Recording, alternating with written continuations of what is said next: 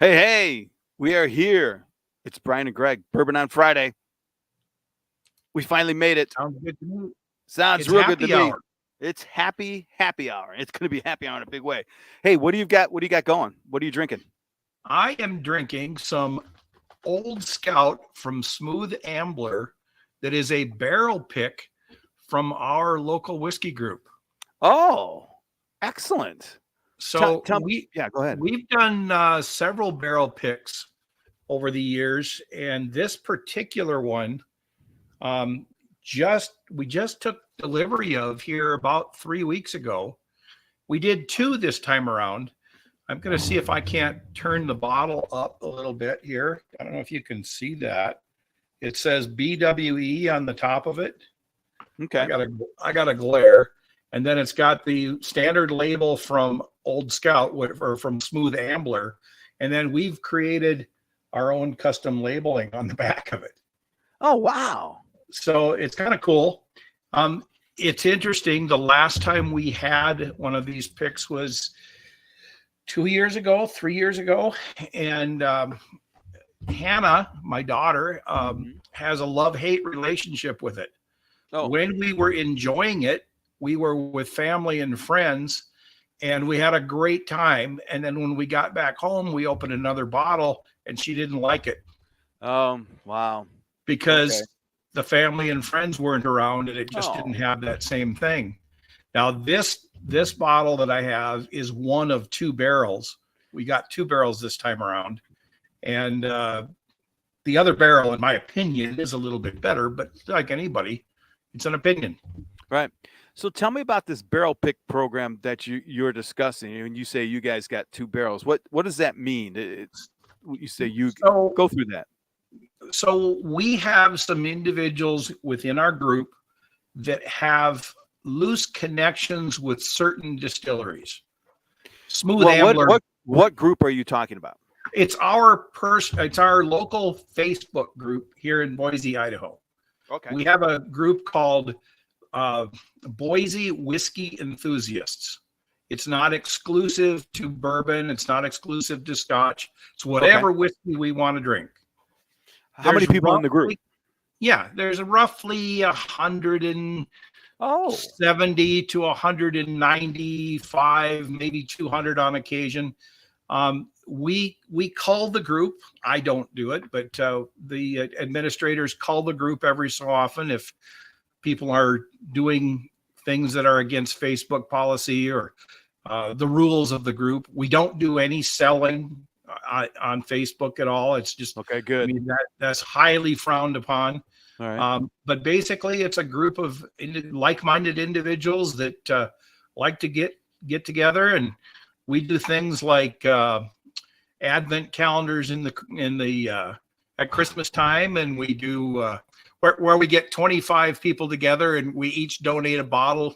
We do 25 or 24 1-ounce shots or 1-ounce pours, and then we have done it during the summer to where we guess what everybody put in, and we don't reveal until all 24 people have gone through it, and it's just a fun group to be with.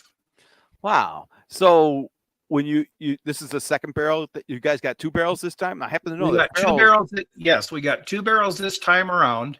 This is I think we are at 5 barrels now. Oh, no kidding. We've gone through. The first barrel that we got was one of these Smooth Ambler Old Scouts. And like I said, I think that was about 2 years ago, maybe 3 years ago that we did that one. We've got two Jack Daniel barrels that are out there that are due to hit anytime. Basically, what we do is I'm going to say it, a couple of the guys will get together and they'll say, hey, I've got a line on a barrel. Great. Okay. And sometimes they will go to the facility and actually get to test several barrels and choose the barrels. That's what we did for this time around. Sometimes we get samples and we pick that. In fact, we did a Japanese pick. Wow. 2 winters ago or a winter ago. We had a Japanese barrel that we got to pick. And it's it's something fun, something different. That's great. Well, before you get too much into it, let's do a little toast. Sure. You're doing it's a single barrel. What's the proof on it? This one is, I have to look. This one is 58.6, so 119.2. Very good. Age 6 years. 6 years old. Yeah. Any rye or not? There's a little. This is fairly heavy rye. Oh, really? Yeah, it's fairly heavy rye. So I don't know. I could look at my stats on it, but I'm going to say somewhere in the. Well, I'm going to make myself look. Sorry. I love no high worries. ryes. That's why I ask. It's like, and it's right in the where I like that proof, and it's right at the edge where the aging. I like anything 6, 8 to 10 to 12 ish is where I go. But I like high rye. As a matter of fact, while you're doing that, I'm going like off the shelf whiskey, Wild Turkey 101 rye. Not a thing wrong with Wild Turkey. Oh, I know, I love it, but I've never had the rye before. I've never had Wild Turkey rye. And I love rye. So I'm going to give that a shot. We tonight. just got notification just the other night, like 2 nights ago, 3 nights ago, that somebody might have a line on an Old Forester rye for a barrel pick. Oh, really? We don't know if that's going to actually come to fruition or not, but wow. Maybe. So the mechanics Fingers of it, crossed. well, here, let's toast first before we get too deep in it. Cheers. Yes. Cheers.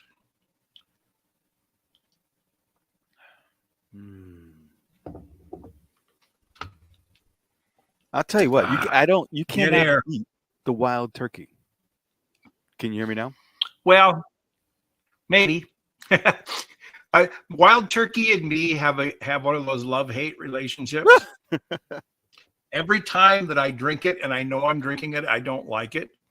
Somebody puts it in front of me, I enjoy the heck out of it. Do you know why? Seriously, I mean, I don't know. And I tell you that if somebody does the Rare Bird, puts Rare Bird in front of me, I pick it every single time. This is a 36% rye. Oh, wow. 60% corn, 36 rye, and 4 malt barley. Oh, that sounds like something I'd like very much. Hey, so the mechanics of the way you guys, your group did, I've only been involved with, I think, 3 barrels, right? So gone through that process, but never as a group, only from the bar.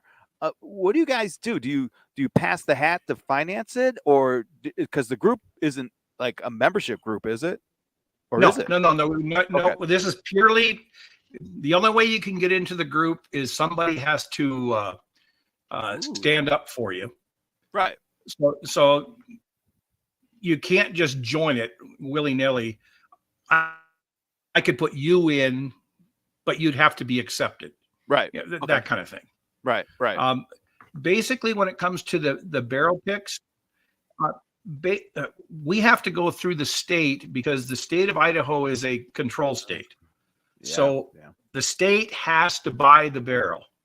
So in order for us to do it, we have to get a broker to work with the state to distribute it to the state.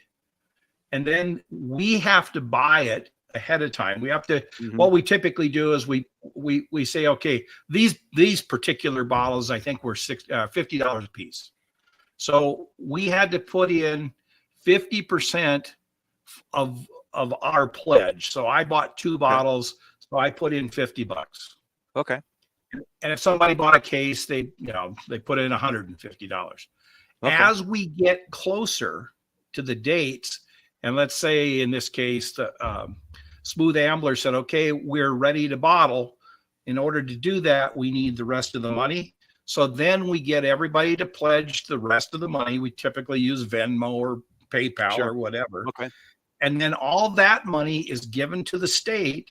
And then the state in turn sends it to Smooth Ambler in this case to pay for it, pay for distribution and whatever. And then it's brought from the distillery to the warehouse here in Boise, Idaho, in this case, and it sits in the warehouse until it's ready to be released.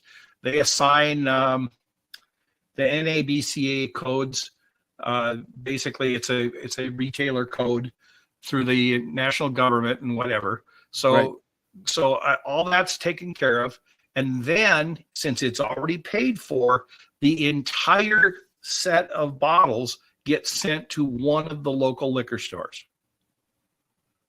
And then we as patrons need to come into the store to pick up our bottles, and we have to have a state issued ID with crap. our name exactly how it's spelled on our ID. So on my driver's license, Brian D. Dawson. So I have to walk in. Of course, I'm kind of known by many different stores. So when I walk in, they know who I am. But basically, I show my driver's license. They go back and they grab my bottle or bottles or whatever number it is, and they set them on the counter, and I put them they put them in a bag, and I walk away because they're already paid for. Wow. So is it a liquor store? Or is it like an ABC store? Yeah. No, they're state-run liquor stores. So I don't know how many bottles actually came from the two barrels. One of them had approximately 170. Could have been 178, but it somewhere in that range. And the other one was probably in that same range as well. That's 180 is pretty good. Yeah. What I remember. So on a 6-year-old product, that's real good. So that's how this came about. This particular one. That's cool. Yeah. It brings up a subject I wanted to talk to you about, and just get your insight and maybe go through the process if you know, because I don't know. I have an idea, but so let's just say I'm a person, and I want to do a bourbon, whatever. Let's not consider money, but I'm not going to distill it. I want to go out and find something that I like, have it bottled and labeled, and resell it. All right. I know there's a lot to ask, but do you know how that happens by any chance? Because, I guess I could ask like the 3-Chord guys. This is what they did. They said, we should do some bourbon. And they did the footwork, of course, they went all over the country. They tried different bourbons and stuff like that, came out with a mix. They had cash, and they were Pat Benatar's husband. So they had a lot of, they carried some water with some folks. So they got a lot of open doors. But I'm wondering, how would someone go about do that? Have you heard about that? I'm not quite sure, because right after Prohibition, way back in 1932, the United States developed the 3-tier system. Right. So the 3-tier system, in a nutshell, basically means the distiller cannot sell directly to the public. That's right. So the distiller can only sell to a distributor. The distributor cannot sell to the public. The distributor, in some cases, not in Idaho or in the 19 states that are like Idaho, the distributor can sell to the state. The state, in turn, sells to the liquor stores that they own, and they sell to bars. So bars can't buy from the distributors. Only for Idaho, yeah. Right. Okay. In states that you can do that in, the other, whatever the math is, 32, 31, whatever it is, the distributor can sell to any mom and pop liquor store as well as bars. Right. So I'm experienced in Wisconsin, so it's pretty open. Yeah. It just had to go to Disney and then go from there. Now, I don't want to get into the political aspects of doing one way versus another. There's pros and cons. Right. Okay. But you asked, could you go and buy a barrel and turn around and sell it? Oh, not in Idaho. No, you can't. Well, yeah, I would lean towards that. Yes. You could probably buy a barrel for your own personal consumption. Yeah. But you would also have to figure out, how are you going to get it? Right. And in turn, what are you going to do how are you going to bottle it and all that kind of stuff. Yeah. Well, I mean, that part of it, believe it or not, I'm experienced with, and at least in the state of Wisconsin, isn't that difficult. That Right. part. Actually, none of it was very difficult. Seriously, I mean, This hasn't been difficult. consuming. We had to learn. Yeah, we had to learn, but I'm just wondering if I'm a guy who's got lots of money and I decide that I want to do bourbon, but I don't want to build a distillery. I don't want to do the rec house. I want to go through the MGP model or whatever. Right. What do they do? Do they go? And I think they actually knock on doors and say, "Hey, we want to taste. This is what we want to do. Can you guys participate?" That's what I would do. But I don't know if you've heard. Yeah. Okay. So in Kentucky, and I don't know the state or the city, there is a relatively new distillery called Whiskey House. Funny you should mention that. Go on. Whiskey House is huge. Yes. They do not sell to anybody. They contract product. So you could go to Whiskey House, choose a mash bill, choose your yeast, choose the barrel that you're going to put it in with whatever char you've chosen, let it age at their facility, and then when it's all said and done, you have your barrel. Right. I don't know what their minimums are. Well, I suspect they have a minimum. They do, and it's pretty big. And that Whiskey House is a heck of a story, by the way. Because it's the Bardstown guys, it's local guys, it's got artificial intelligence built into it from supply chain all the way out to the bottle. It's a very interesting A to Z model, and they don't make any qualms about it. It's contract, so it's like a mini MGP. And by the way, it's in the side, but did MGP change their name?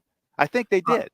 Well, MGP has very quietly behind the scenes. They're still contracting, some products, but they've taken the big distillery in Lawrenceburg, Indiana, and they've renamed it to its original name, Ross and Squibb, and they're producing their own products now. Yeah, and making no bones about it that they're, that this is a Ross and Squibb product. It's not MGP. It is, but it's Ross and Squibb. For example, I think you mentioned in one of your podcasts years ago that you had experience with a George Remus barrel. Oh, Remus was excellent, but yes. Yeah, I loved Remus. I love it. We've just started getting some barrel proof Remuses out here. It's just, every time I see it, it just makes me smile. Yeah. Yeah. And it used to be, it made me smile, but I go, oh yeah, but it's MGP. Remember though? I mean, that wasn't that long ago when, but it's, we'd always say, but it's MGP. Yeah. Now on my website, I wrote an article about contract distilling, and I interviewed via long distance emails and whatever, but interviewed some principals at MGP, and they talk about how they go about making whiskey for other people. And I basically just copied word for word our transaction, verbal transaction or written transaction through the emails. It was really kind of an interesting take. It kind of opened my eyes. I too have a little bit of a MGP negative bias, but not anymore. Not anymore. I know. Not anymore, because they just make great stuff. Right. I think on a previous episode you and I did, I talked about Horse Soldier. Oh yeah. Midwest Grain in Ohio is doing the distilling for Horse Soldier. And I think it's great. I think it's great. It opens up the world. It certainly does. And but you don't hear, well, I have heard of some distilleries going out of business, right? But that's, I think, is other economic fringe. And it's not like Walmart comes into your town and starts blowing away all the local stores, right? They're big, but they're fragmented. Their stuff is good. Or you could find something anywhere up and down. So when I was, I don't know who I was talking to about the Whiskey House, right, and doing some little bit of research, is those guys, they're pretty well dialed into how this whole bourbon thing works from made it, that's another thing I love about it. It's not a simple, we're going to go build widgets kind of model. This is very sophisticated and yet magical, because there's still that rule of thumb, that tasting thing that does take place no matter which. And it's corn based, so there's still some fuzz in the actual making of this. There's an unknown in every barrel. You can plan as much as you want, but you just don't know until you open it. So I said I wasn't going to get political, but I'm going to spin it just a little bit. If you're proprietors of Whiskey House, you are not thinking in terms of 2 years down the road. No, you're thinking of 4 to 6, maybe 8 to 10 years down the road. Wouldn't it be interesting if the United States government stopped thinking 2 years down the road?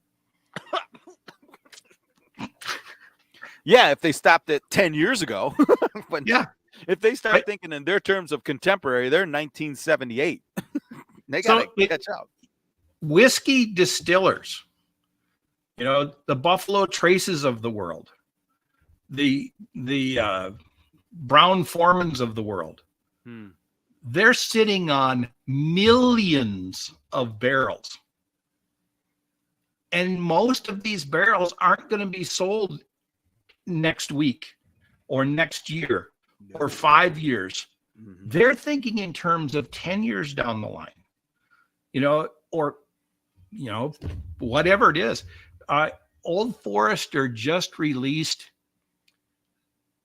what is it called? The Angel's Share bourbon. And the Angel's Share bourbon is very exclusive. In fact, wait a minute. That's Old Forester? Is that what you said? Yeah. Yes, Old Forester. I have it on one of my papers here. No, I take it back. It's Heaven Hill. Maybe not. There it is. Old Forester 117 series Angel's Share from 2024. It's coming from Warehouse K. It was get this. It was barreled.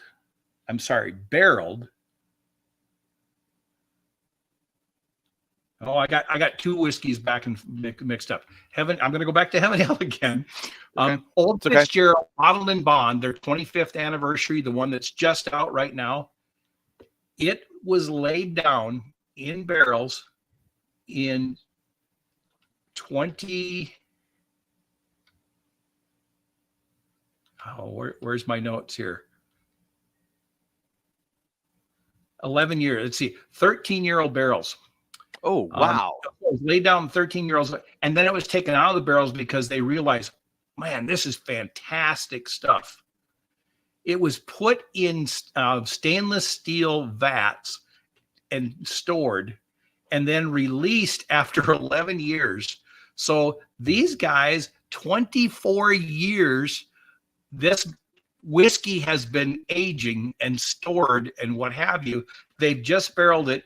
It is their 25th anniversary Old Fitzgerald Bottled and Bond anniversary edition. It's only going to be released to select retailers in I did read about this.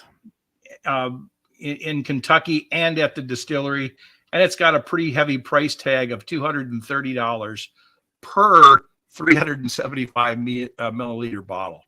375. But again, the whole idea here, the conversation is, these guys are thinking 25 years down the line.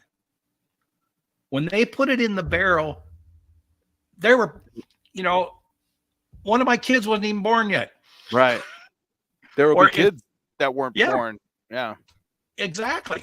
I mean, it's just crazy. There may be people that don't, he'll never taste what he put in the barrel, if you know what I mean. Well, there's a documentary out there that says that the typical distiller gets to taste 2 of his batches or her batches that she's made in her lifetime, unless he or she live into their 70s. Because many of those barrels, we know that they're 8 years or 9 years old, but many of those barrels have some 18-year stuff in it or some 16-year stuff in it. So by the time that all of those first barrels are all used up, they're now on to their whatever batch. And then they're going to blend that with something else. So by the time they get into their 70s and they've had some, Pappy Van Winkle, 23 years old. Yeah. I mean, it's just crazy.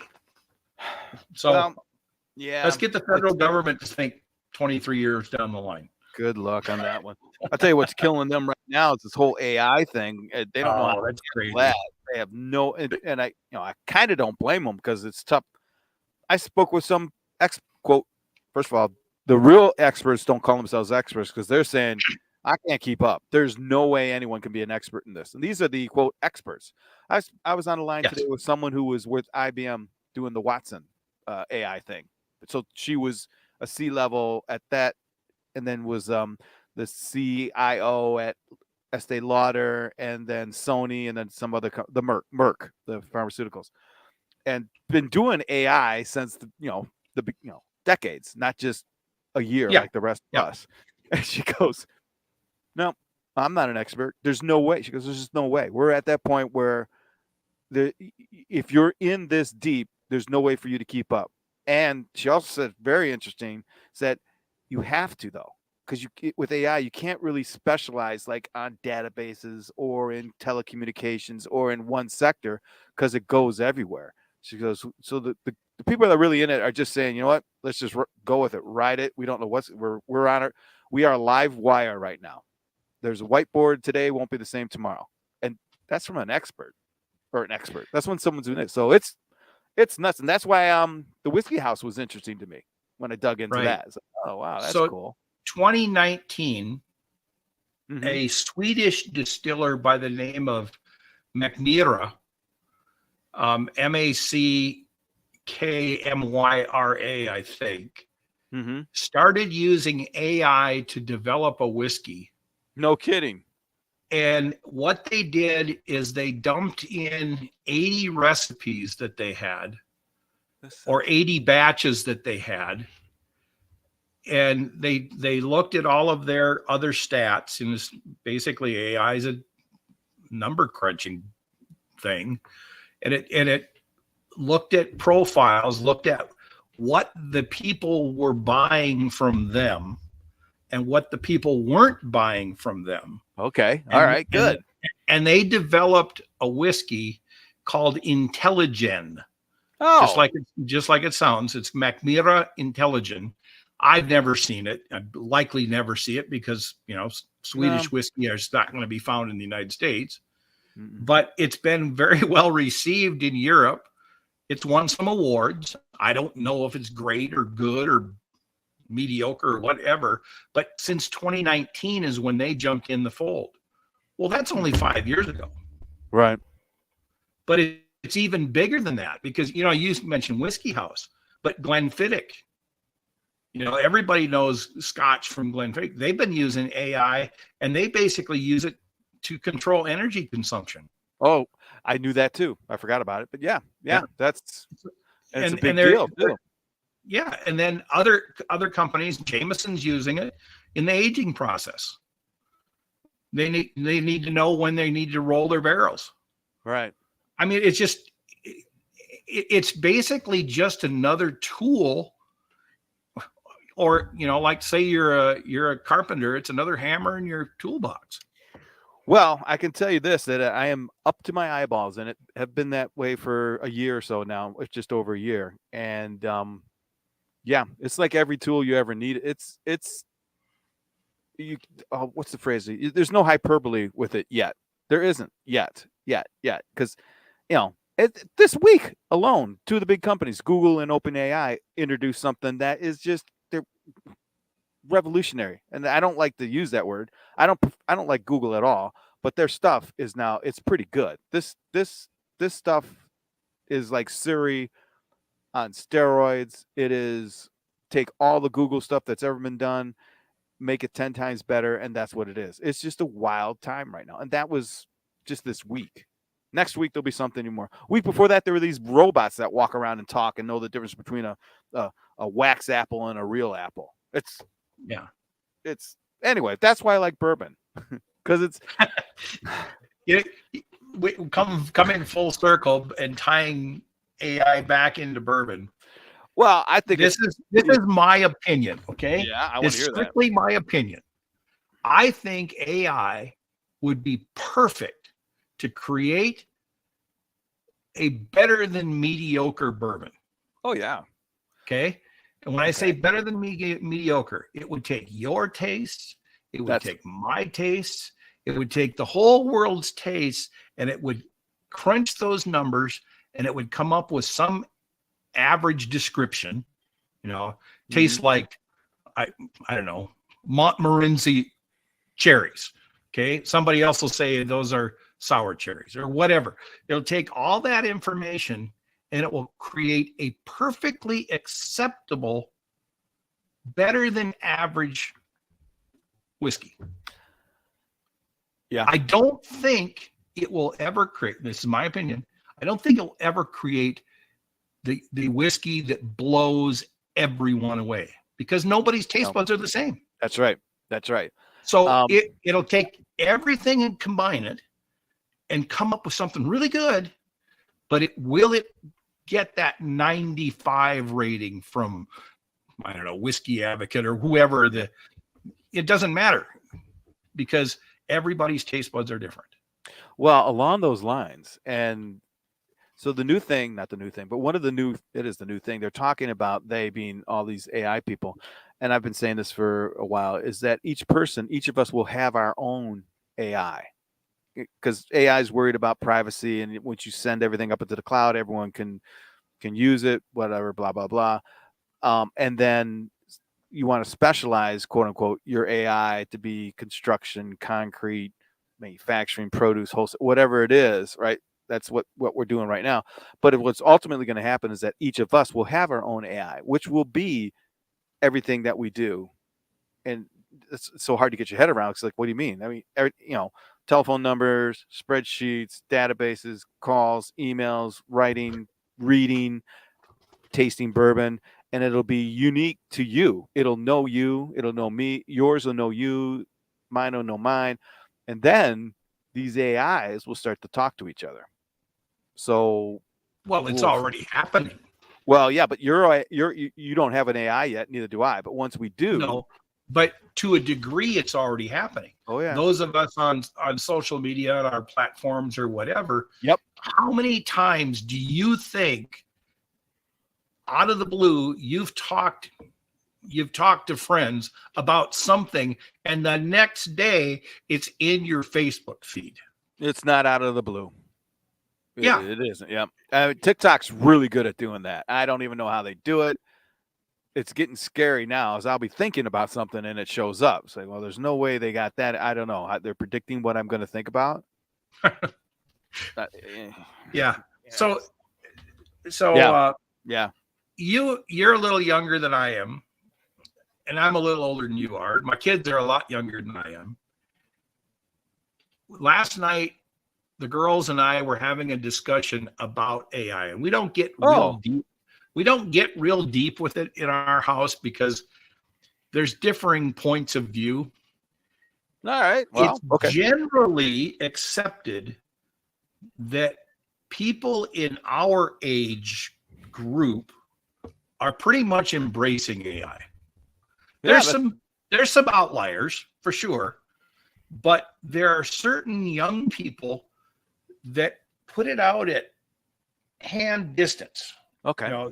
They're holding it back. And yet I see a dichotomy that when we grew up, we were very careful with our privacy. And today kids seem to be very loose with privacy. Mm-hmm. So to me, there's a dichotomy in the conversation about why would they put their hand out and say, hold on, and you and I are embracing it. Did you guys come to any kind of conclusions? No, we stay real superficial for a while, and then we deviate and start laughing about stuff. So Hmm. I think it could be that this generation doesn't see the dangers that their generation sees for some reason, which is It weird. could Which is weird. exactly. It's backwards from It's backwards. our parents. You know, they were accepting of everything, whatever our government said or whatever, and where we began to say, "Oh, wait a minute," Yeah, hold on. and then whatever. It's just different. And I would put it into, we may have a blind spot, or I call it ignorance. And by we, you know what I mean. Yeah, I don't yeah, want to say those people, but where if you're a generation or a person who's always been online, is not afraid to, has been sharing Snapchats, Twitter, Facebook from day one. All right, let's see, be in their shoes. All right, I'm used to doing this. It's no big deal. I don't care. What? Oh, wait a minute. Why would I care about that? Because I think what it might be doing is showing them, actually they're afraid of it more than we are, because more of their life is yes. digital. So they're getting it. It's like, well, wait a minute. You can pull up stuff I did 10 years ago. Yes, yes, we can. And you can do what? Yeah. And everything I ever put in, you know, as having fun at parties and all that stuff, now is in the big machine, and it's helping to create an artificial wait, what? Where we're like, my high school stuff's not online. My college stuff isn't online. And that's probably a good thing. Oh yeah. Well, yeah, they think they're so. Yeah, you Yeah, guys. yeah, yeah. I drank out of a hose. You know, I so have I. Wow, that is interesting though. Well, in it, from my, talking about it, my observations of AI is that it crunches everything. And you're familiar with Moore's law, right? It was the old uh, microchips double their processing every year was the thing, right? We blew that away 2 years ago with AI. AI has not, it doesn't double, it's quadrupled, it's 100, it's 200x from just last year. So the Moore's law does not apply to the AI, which it's It's blowing everybody's growing mind. so fast that every day, every day you think of some different way to use it. You Yeah. know, Yeah. I sell furniture for a living, and I do this for fun. Okay, selling furniture has a whole group of weird people in it. Guy. I mean, we're salespeople. We're all weird. There you Okay. go. Yeah. Okay. So one of the guys that I work with, he's going to school to be a programmer. He uses AI, Yeah. and To I find it interesting to have conversations with him. I have another guy whose wife is a teacher, and she teaches, I think, the elementary school. all right. They had to put things in place last year to regulate the use of AI because kids were copying word for word off of whatever AI was telling the kids. Yep. I don't necessarily think that's bad because they actually had to take some initiative to trigger the information. It's really no different than what you did in high school when you went to Encyclopedia Britannica and changed some of the words so it wasn't copied word for word. Right. I would say what they did today is better than what we did back then, Way because better. they had to at least think about, well, I need to make a report on George Washington, right? They had to think about what to tell the machine. All we did was look it up. It's Yeah. different. It's different. And I think that the education industry is standing up and taking attention, and everyone's gonna realize that, yeah, AI can teach better than teachers. Yeah, AI can make cars better than people. Oh, yeah, yeah. AI can be a better lawyer. So It's happening. I'm gonna bring you a guest. Oh, should we drum roll? Anna's here. Hey, good. Hello. Hello. Here, I'm gonna have to move my camera a little bit so that she can come in. There she is. I haven't poured anything, but hello. Hello. Wow, get the pouring. I gotta sit for a little bit. We were just talking about the generational gap exacerbated by artificial intelligence and bourbon. It's how did I know that was going to be the topic? Well, this is just where we went. Yeah. It wasn't. Well, no, I know that. That's what I mean. I've been here before. I know how this story goes.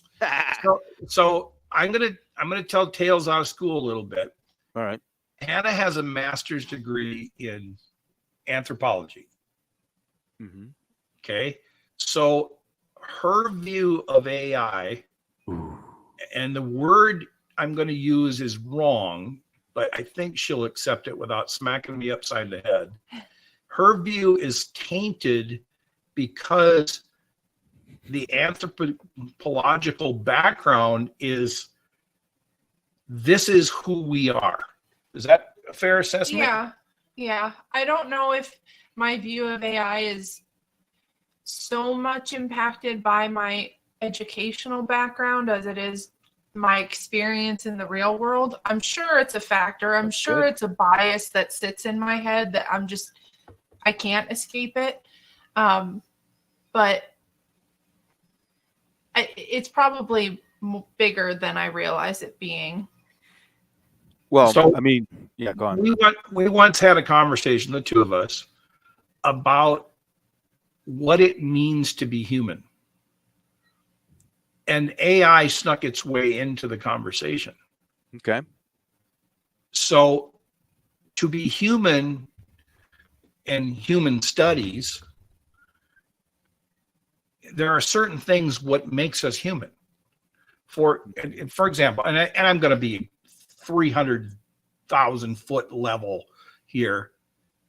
Hannah's often told me that when we became human, when we became sentient beings, is when we started to care for one another. Mm-hmm. When we found skeletons. At least in the biological sense, which seems kind of strange because caring is an emotional concept. It's not biological. But when we go through history, if we're going to talk biology, okay. So if we go through burials, right? The concept of a burial is very emotional. Mm-hmm. There's a goodbye involved, a formal goodbye. Whether or not you want to attach a religion to it or any kind of spirituality, that's a whole other thing. But there's a weight to that goodbye, an emotional weight to that goodbye. Okay. All right. We draw that line to, okay, we're no longer purely animal where you drop, you die, everybody in the herd moves on. Right. Maybe they'll howl a little bit or stomp their feet a little bit, but there's no digging a grave, putting some flowers on top of it, putting a spear inside of it, whatever. Right, right. So in that sense, being human starts with being emotional. And how do you incorporate emotion, genuine emotion, not programmed emotion, into artificial intelligence? You don't. It can't. You can only mimic it. Right. That's all. Now, that's right now. I don't know. So is emotional IQ, where does it tie to biology? At what point does a biological entity become emotional? I think that's hard to say because other animals do have emotion to a degree. We know our dogs love us. We know our cats love us. We hear about whale songs in the ocean and elephants loving each other. But are we projecting that on observed behavior of an elephant? or is that truly, you know what I mean? Is there, are we, what's the word? I think an Anthemizing that? argument could be made for that. I personally don't subscribe to that. I do Okay. subscribe to animals having those feelings, experiencing grief, experiencing love. Well, the grief is, I think dolphin, there's, Yeah. I remember seeing something when one of the animals passes away that the other animals around it Yeah. appear to express something. Right. Wasn't there a whale just recently or within the last year that was dying, and other whales stayed with it until it passed? It Yeah. sounds like a story that I've heard. Yeah. Yeah, we saw a documentary recently, and I wouldn't remember which one it was. We watched so many documentaries that it was a humpback whale, and it had been a whale that'd been caught up in nets for a really long time and was old on top of that. And the people trying to rescue it had made the assessment that, one, we're not going to be able to get the nets off, and two, this whale is so malnourished that even if we could, it's not going to come back from the state that it's in. And, you know, I'm not going to go into like the graphic detail or anything, but there were sharks in the water that knew time is coming. And like a day before this whale passed, another whale left its own pod, found this dying whale, and chased off all of the sharks so the whale could die in peace, so to speak, and not fearful trying to escape a shark coming in for the kill, you know. And it was very moving, but I'm impacted greatly by whales in general. So okay. But all of those things you can't have that discussion about artificial intelligence with. And I think that living in whatever state of evolution you're in, there's an emotional sense of survival tied to it. And I think that's what's powerful. And artificial intelligence is just, I can't find that level of value in it. So therefore, it's not a high-ranking existence to me. I get it. Education bias. It's no more than, you know, a fancy dictionary or encyclopedia or surgical knife. And while those things may have their moments of importance, they don't. And you and I, as I said earlier, see this as a tremendous tool. It is one of the best tools since fire. But it's a tool. I think that it's an exploited tool, and those exploiting it are not doing it always with genuine, pure. Oh no, never. You know, and that's what scares me. It's the human component to artificial intelligence, and what I mean by that is the creation itself of artificial intelligence is incredibly human. It's be the best, grow. What's the next best thing on the horizon? What can we make next? What can we learn next? But artificial, and that's the problem, because the people running that are so focused on the what's next part that it becomes a greed. It becomes a self-centered, it becomes all self-motivated. This is why we watch documentaries. She keeps me smart while we have a bourbon. Yeah, absolutely. I still have to pour mine. Pour one, because everything you just said. All right, I'll pour. Yeah. Go ahead. Everything you just said is part of the overall human experience. So even though it occurs, it is human. Yes. Yeah. So, you know, it's as above, so below. But I don't ever think the only way artificial intelligence will become like real in the sense that if one of the androids passes away, the other android wants to bury them, right? Or but that is that just mimicking? It is. That's what I'm saying. So When it comes from a genuine place, it won't until that's why I was asking what the biological connection is. Or right?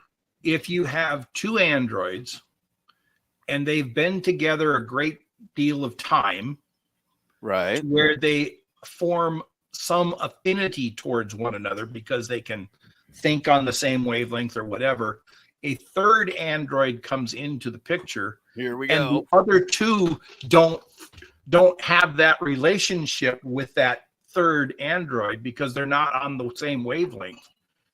One of the androids gets hurt, whatever, and then the android fixes it without being told to. Oh. Leg falls off, arm falls off, can't hear anymore. Programming. I just call that programming. Yeah, that might be just...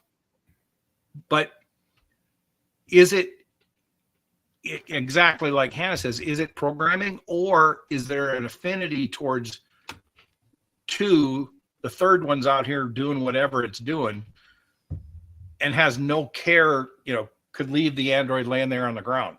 Right. I don't think you can measure affinity like that in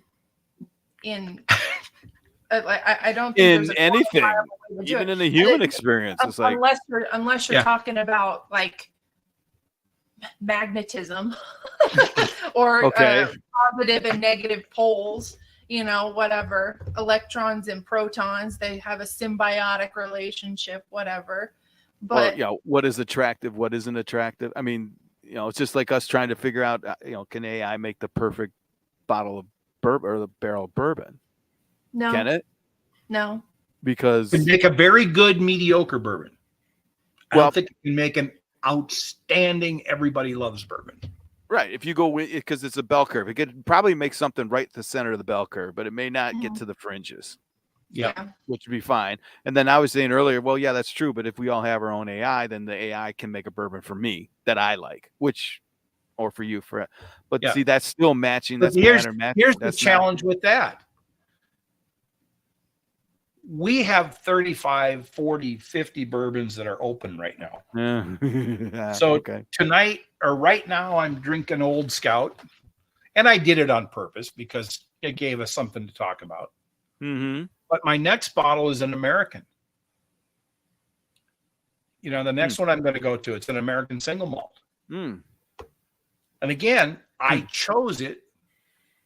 Do I like it as much as the other one? Or did I choose it because it's something different to talk about? And could that decision process be broken down and interpreted and then duplicated? Which I'm going to say yes. It can't be predicted. Because that's kind of easy. Maybe later I'll have something different. Who knows? Right. And I think the AI would be able to predict that as well. I don't know that in the I don't know. I don't think so, because now you're talking free will territory. Yep. You're like poking at it a little bit. Or does it pick and then you decide, okay, that's what I'll have? Oh, well, then that's I taste you're the bartender pouring. It's the bartender pouring. Yeah. You'll pick a nutty. Oh yeah, I do taste nutty. No, I don't. Oh, there's a little sawdust. Yeah, it's sawdust. The girls and I laugh all the time that when our whiskey is gone, we spend as much time smelling the empty glass just to see what's in the empty glass. What does it smell like? Is this wet sawdust or is this sawdust that came off of newly sawn oak planks? Oh, you guys are improving your palate every hour then if you're going that route. We are. Yeah, we have a lot of fun with our whiskey. Oh, good. Our new thing right now is an off-brand kettle cooked plain potato chip with our whiskeys.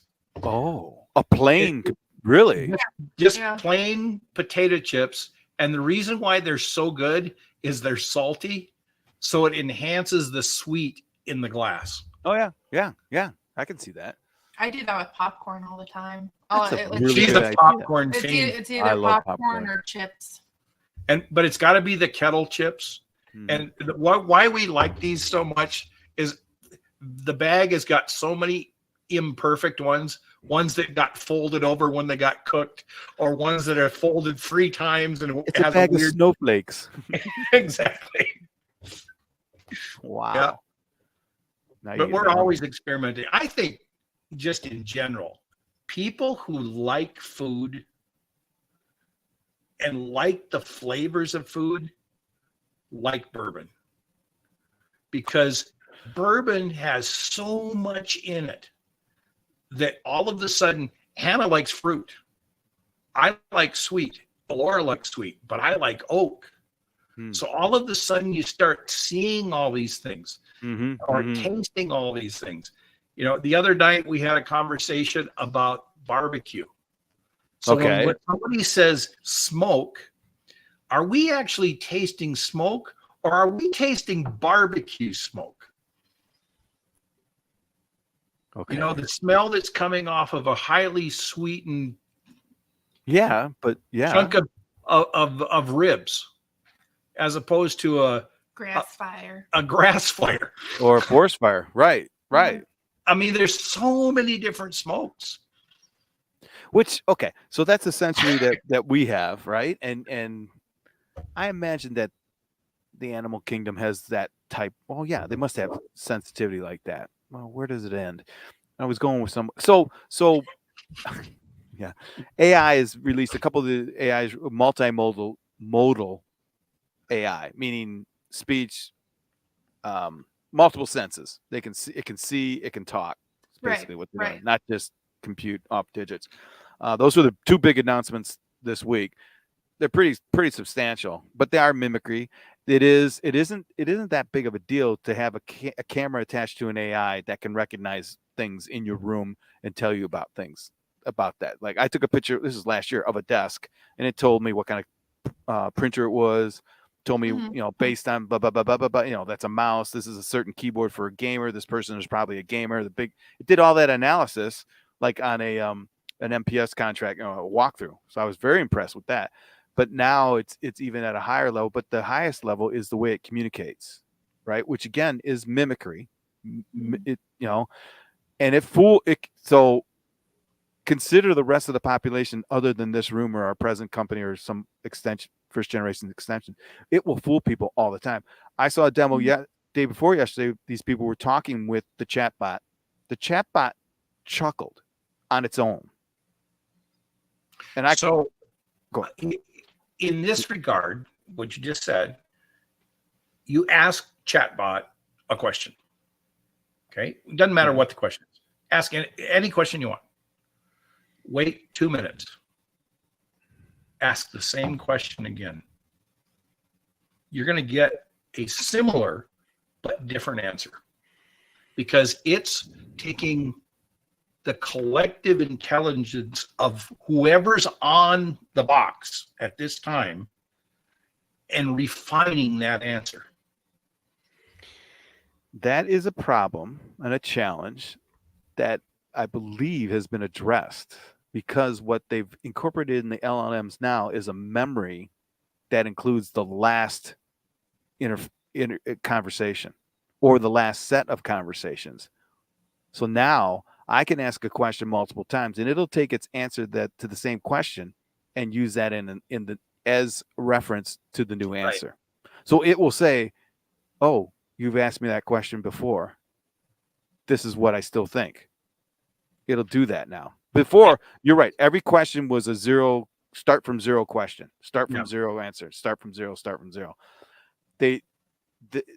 What I saw, and I've used it, so it does work. I mean, it's doing it. It's remembering what I asked it. It's even scarier than that. So I could ask and have a whole string of questions, come back to it 2 weeks later, and it's still at that memory point in that string of questions. So I can start up the conversation like I never left, and it remembers. Yeah.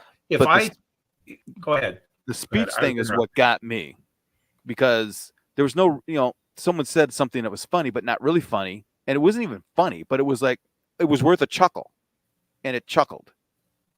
And it was gone just like that. Then what I noticed, and they were doing this on purpose, is the computer would start talking and they'd interrupt before the end of the sentence to see how the AI would respond. And it was a little hiccupy, but in the olden days it would have thrown it for a loop. It would have kept on talking and kept going with its thought. It stopped and then took what that person said and then continued the conversation. So that was the point they were trying to make, is that this now is very conversational. And it is. It's not perfect, but dang, if it's not 99%. I was surprised by that. It's like, again, mimicking, and I was going to say, for the rest of the world who, my mom and dad, my sister, who, these people who sell paper or pencils or whatever during their day, they're not going to know the difference.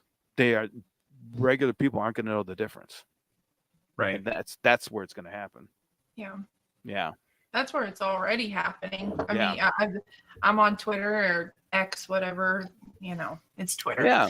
Every day. And there's a story every day about, I got duped. There's this AI bot that comes into a chat or comes into a DM, strikes up a conversation, and people don't realize that they're not talking to another person.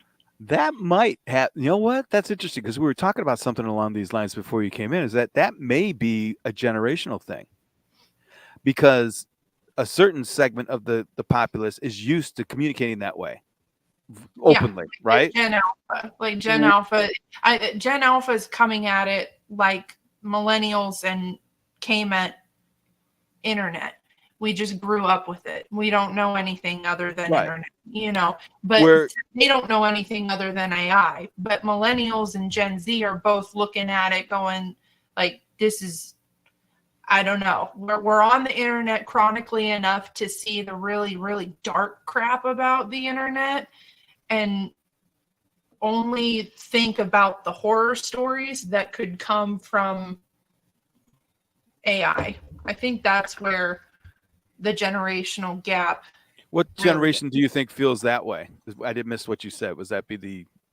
I think that both millennials and Gen Z, probably more so millennials, but I know older Gen Z feel the same way in a lot of, by and large, that we're chronically online enough, whether it's on Twitter or on YouTube or a Discord page or whatever the case may be, Reddit, and seeing how it's already sleuthing its way through well-established communities that are treated as safe havens to these people, and then having that exploited in some way. So we've already attached a negative connotation to AI as being untrustworthy, exploitative.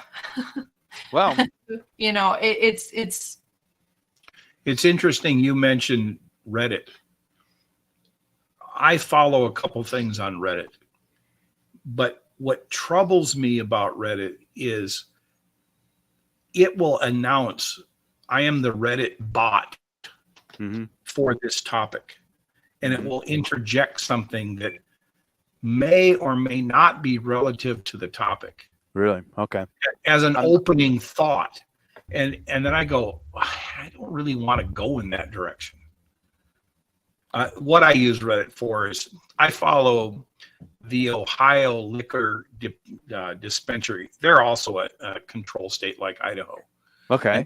And they have difficulties with getting product to the stores without prior knowledge, so that people will be lining up for, let's just say, the latest Weller Full Proof or whatever is being announced that day. It's going to go out at 4:00 and they'll have people lining up at 10 in the morning. Because people know that. Yes. Is that what you're saying? Oh. Yeah.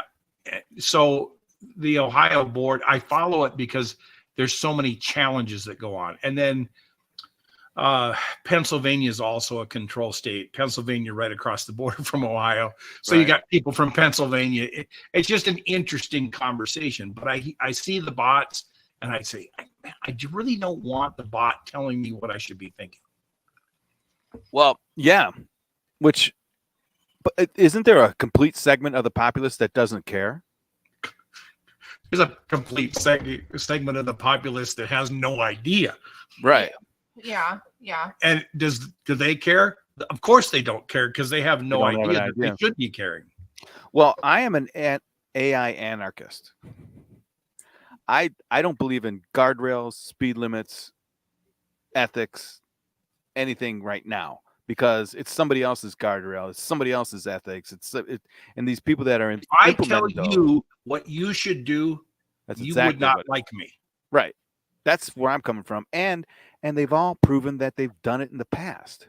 Yes. I mean, Google, Facebook, all of those guys, they Mhm. all did it in the past.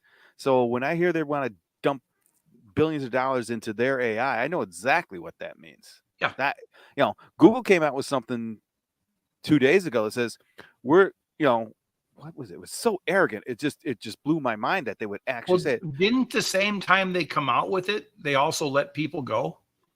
Yeah, they let a bunch of people. Oh, there's all that's rampant in the Mhm. industry everywhere Yeah. right now. Yeah. Amazon, Google, Apple, all the techs. Yeah. And I think that's it's primarily, not primarily, but there's a component of a headcount used to equal company value. So if you had 15,000 employees, well, that's a very valuable company. But what people didn't realize is all these investment firms dumped tons of money into that. Didn't, they spend $1 billion in research. We got all this extra money. We got to spend it. Hire people. Hire them. Remember the story with the Google girl, the girl from Google who went into work and didn't do anything all day? Yeah, I've heard that one. Yeah. She was on TikTok the whole day, just telling everyone what she didn't do, and multiply that. But so I don't know where I was going with. Oh, but Google now. Here's so the traditional search is you say, hey, I want to be able to fix I want to change the oil in my 1978 Chevette, right? So Google would bring back all these links, boom, boom, boom, boom, boom, boom, boom. And the top links would be sponsored. To be, Chevette dealership, bottom, all that stuff. Well, what AI does skips all that. There's no SEO.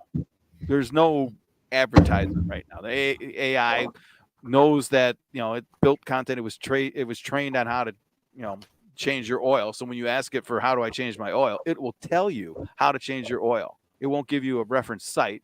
That means a sponsored site, which converts into dollars to Google.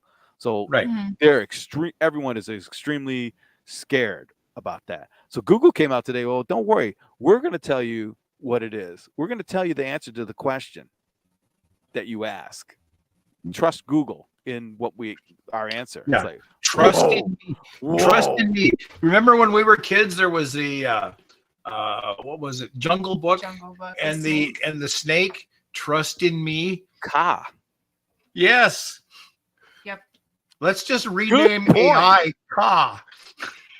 Well, now wait a minute. Or maybe rename Google Ka. That's better. Yeah.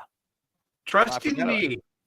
Well, do they still read stories like that to kids anymore? I don't know, but I got to tell you, that is my favorite movie to take a nap in.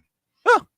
I fall asleep as they're going down the river with Mowgli on the bear's belly, and I wake up to the three vultures over the top.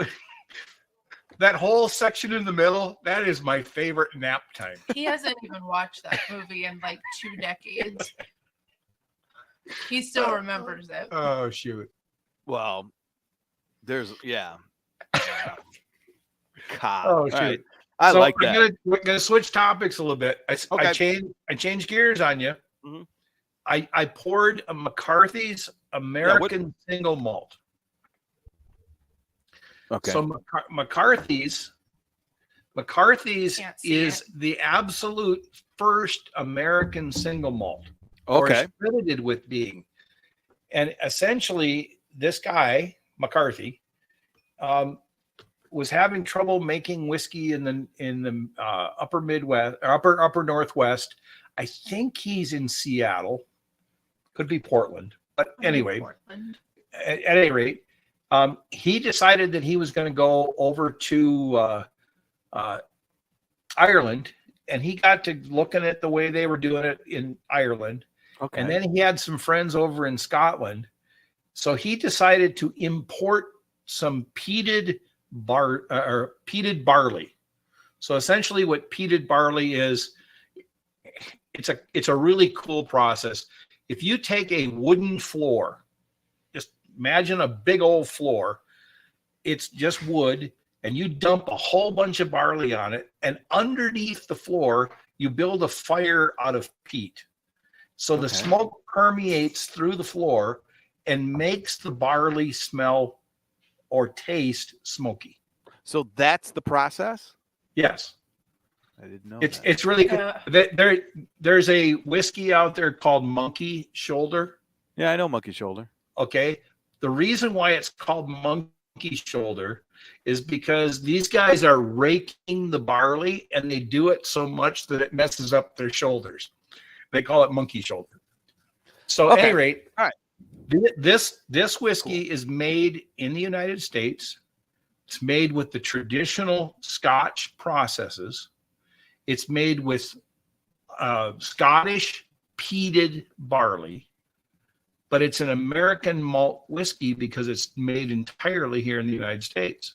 Oh, so it is the same process as Scotch. Yep.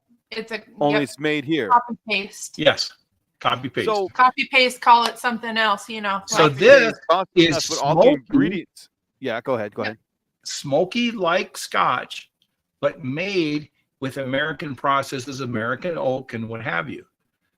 Oh. Throughout the entire United States, right now, most new distilleries, craft distilleries, are embracing American single malt because they know they'll never be able to do what Jim Beam does, or what Old Forester does, or what name a big brand. I mean, it's essentially the spirit version of craft beer. The possibilities are absolutely endless. You can have so many different dimensions to it, whether you're aging it in an old sherry cask or an old port cask, or where you're putting something else in the cask with it. The list goes on and on, just like with Scotch. Scotch is endless in all of its variants as well. So in Scotland, you've got, 5-6 different regions, tiny little country. You've got the Highlands, you've got Islay, you've got the Lowlands, you've got, whatever. What is Spey? What is the next to the ocean? What's so what that's going to do, it's going to bring in more of the brine from the ocean. You're going to get the seaweedy. That's the one I like. Yeah. I like the Highland stuff. It's less I believe peated. I like that too, because the less peated, the better. So isn't peat like in the middle, or essentially peat's it's going to add an earthiness and a great deal of smoky depth. Peat is decomposed organic material that's in swamp like conditions. The bogs. If you've ever heard of the bog bodies, they're basically entombed in peat. Not peat that's going to be made into whiskey. That'd probably be unethical, but hold on. So anyway, McCarthy's, the girls bought me this bottle for Christmas. And it's not available here in Idaho. So I think Alora got it in university, wherever she's, so she brought it back, and it's not something that I go to often, but when I have it, it leads me to other things. It makes me want to go this way or that way. But the thing of it is, American single malt is not necessarily peated whiskey. No. For example, Eastern United States, in Virginia, there's a distillery called Courage and Conviction. Mm-hmm. They don't use any peat. They just do the barley, and 100% barley. It's got fruit. I mean, you can taste pears in this stuff. It's just amazing. Hey, D2. Just got back from work. Welcome back. So I got D2 here. I got to get myself centered again. Yeah, you do. Do you want to pour something? No, I'm good. Oh, all right. That kind of day, huh? Well, I'll drink later. You'll have to. All right. Let's see. It's Sorry. backwards on our end, and Laura's out of the frame, and she and I look so much alike that when I see her not in the frame, it's on my side, and I think that Oh, I'm not great. in the frame. So I There we keep go. trying to like inch over when And I'm over. They're over my shoulders, so Yeah, you guys do look alike. Yeah, Yeah. we get that a lot. we've been told multiple times we could be twins. Yeah. I've also been told I look old enough to be her mother. So, it kind of You know, goes, it kind of, she tells more people about Yeah. that than I do. it was a and traumatic experience. I was gonna say there's a scar there somewhere. Yeah, Yeah. it did. It hurt. I just laugh. I mean, I did too, and I had every opportunity to be like, guys, you would never believe, but my sister got called my mom. I But she cried. tells more people I than I cried. ever will. There were tears, like genuine sobs. But She was sobbing in the liquor store. I'm like, Hannah, just deal with it. And she's like, you guys would not believe this. it was a bad day. Wow. It was a bad Yeah, well, day. at least it happened in a liquor store, right? So, Yes. No, I No. went to the liquor No. store after it happened. Okay. She just had to tell her coworkers I about needed consolation. it. But they just laughed. They just laughed at me. Everybody laughed at me. But But going back to American Yeah. Single Malt, Yeah, sorry. Balcones. Yeah. Okay, everybody knows Balcones Yes. down in Texas distillery. They have stopped making bourbon. Shush. They are Really? only making American Single Malt. All right. Their Yeah. flavors are completely different. We did an episode, and I forget which one it was. I think episode 7 of our second series of our podcast on American Single Malt. We had 4 different American Single Malts. We had the one from Virginia, the Courage and Conviction.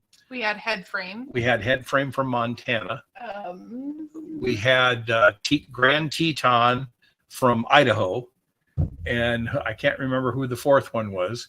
it used And to be. every single one was different, Yeah, drastically different. just like Scotch. they didn't even Every taste. single Yeah. region Wow. is different. Yeah, they didn't Okay. even taste like they were the same spirit category. So educate me. What are the barrels? Are those could be complete? So it's They it's could be Scotch. You could oak. do whatever you want, You right? could do whatever Yeah. you want. The only stipulation, Interesting. let's see here.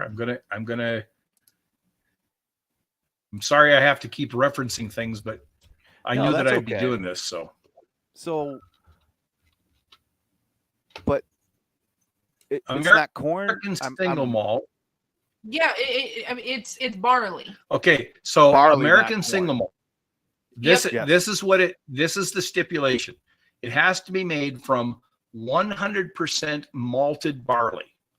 Okay. Okay. Can you stop Malted there? Stop barley there. simply means there's a whole process to malt barley, but essentially what it means is you take the barley, you soak it in water, you then let it, you put it on a grate. I'm very much simplifying it. That's okay. You let it I'll look begin it up. to Let's go. sprout. Okay. Once it begins to sprout, you then heat it so it stops growing. What does sprout mean? It means that the literally- barley seed grows a little root coming off of it. All right. Okay. So then you heat it. That's malted barley. It has to be distilled entirely at one distillery. You can't get it from multiple distilleries. Oh, okay. Okay. It has to be mashed, distilled, and matured in the United States to be labeled a US? American Single Malt. Okay. It can the American Single Malt Commission would like it to be matured in oak casks, not exceeding 700 liters. In other words, you could put it in a huge cask if you wanted to. Yeah. Okay. It can't be Right. distilled to no more than 80% ABV. So that's kind of like bourbon. You can't go over 160 Okay. proof. Okay. and it can't be bottled at anything less than 40% alcohol by volume. So 80. Okay. Also a Scotch standard and a whiskey, a bourbon standard. So they're trying to keep it like American products. Here's the neat thing. They can age it in anything right now.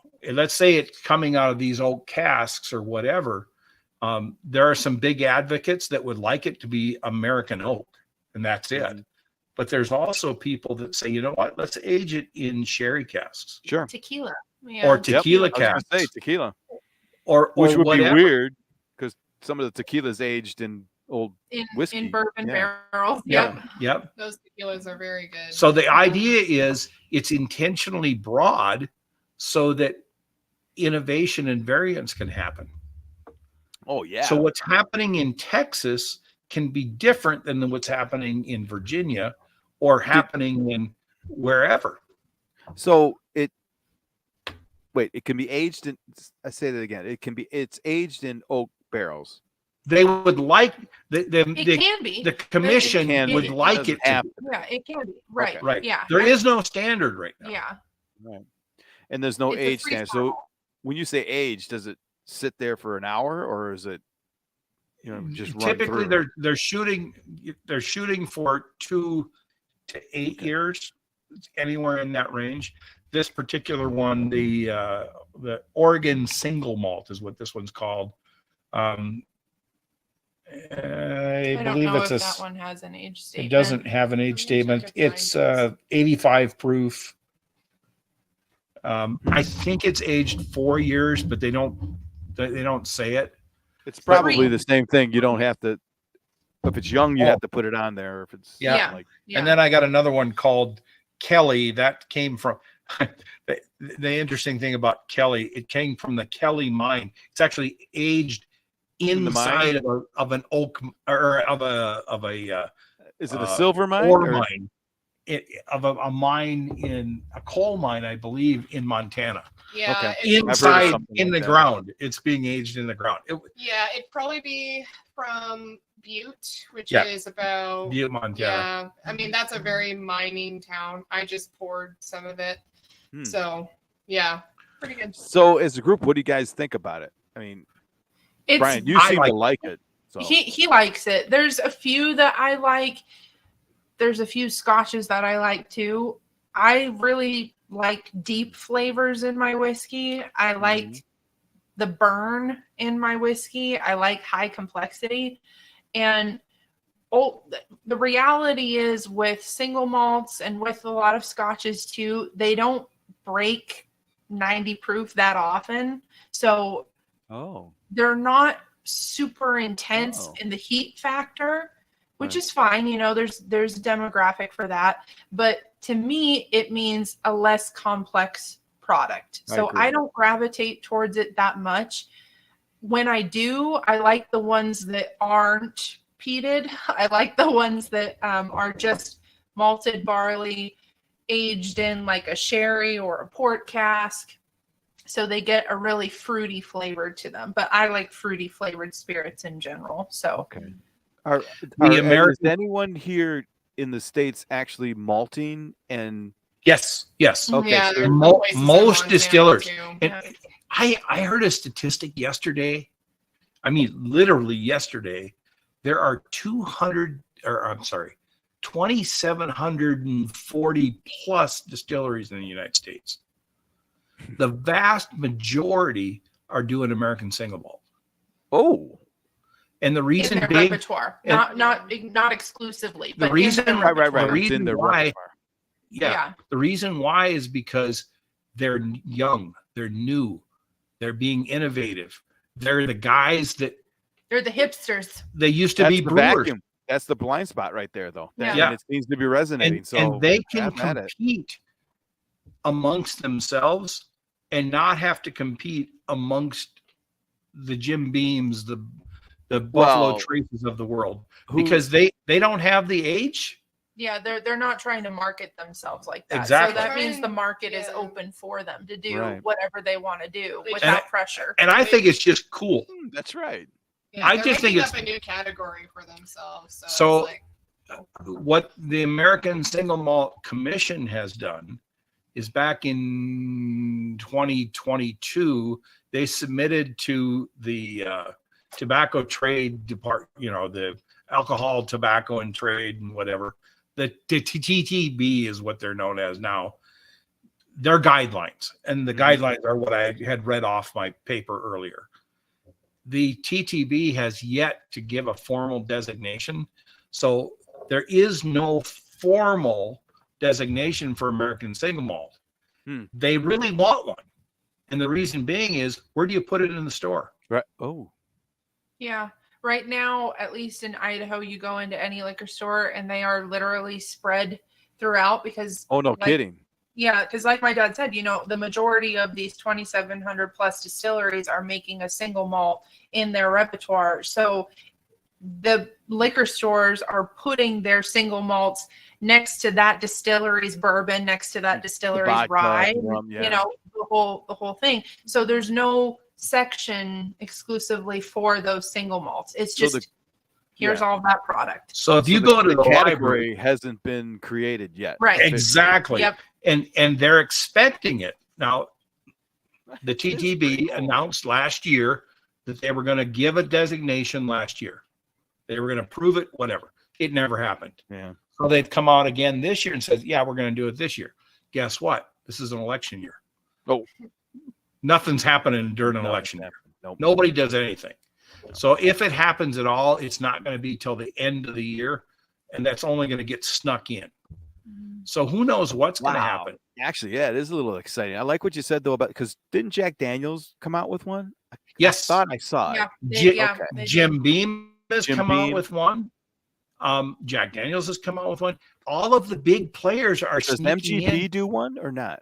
I think so. They've probably got a ton under their umbrella. The whole idea is these big distillers are trying to get into the craft distillery network because the craft distillers, that's the next big thing. They are taking 8 to 12% of all whiskey sales in America right now.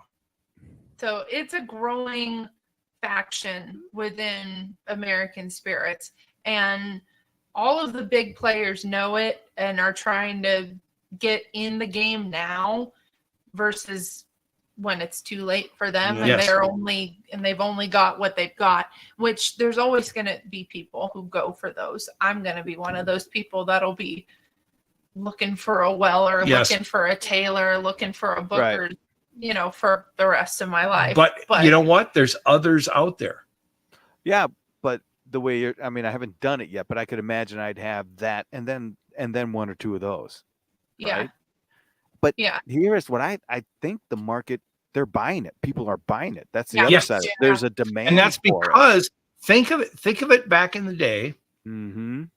You went to university on the West Coast somewhere. No, I was in Michigan. Oh, you were in Michigan? Did you ever go to a winery? In Michigan? No. Anywhere? Oh, in California? Yeah. Thousands. Okay. When you were at the winery, did you buy what you drank? Uh-huh. Okay. It's the same thing here. They do tastings. They make a whole Oh, yeah. It's organic. They're growing it. Okay. But remember how we started this conversation? I said the 3-tiered system.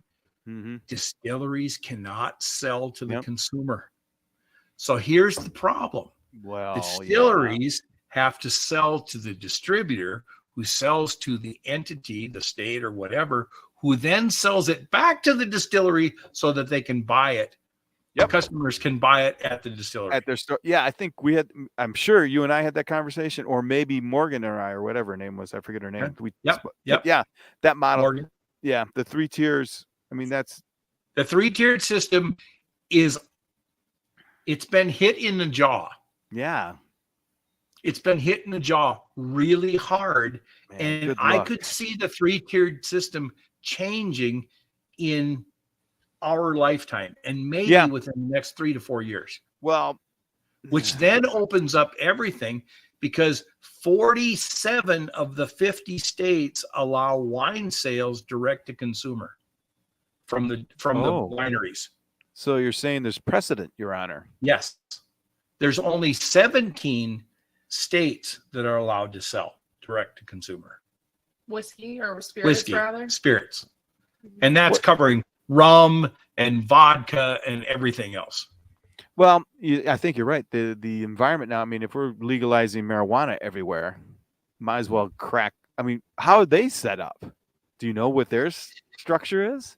I can't I answer that. I can't answer that. I mean, I went to school in a legalized marijuana state, so There I are have no idea. dispensaries all over the place. You In walk across the Missoula, street yeah. and you know, Yeah, you it's state bump into run. one.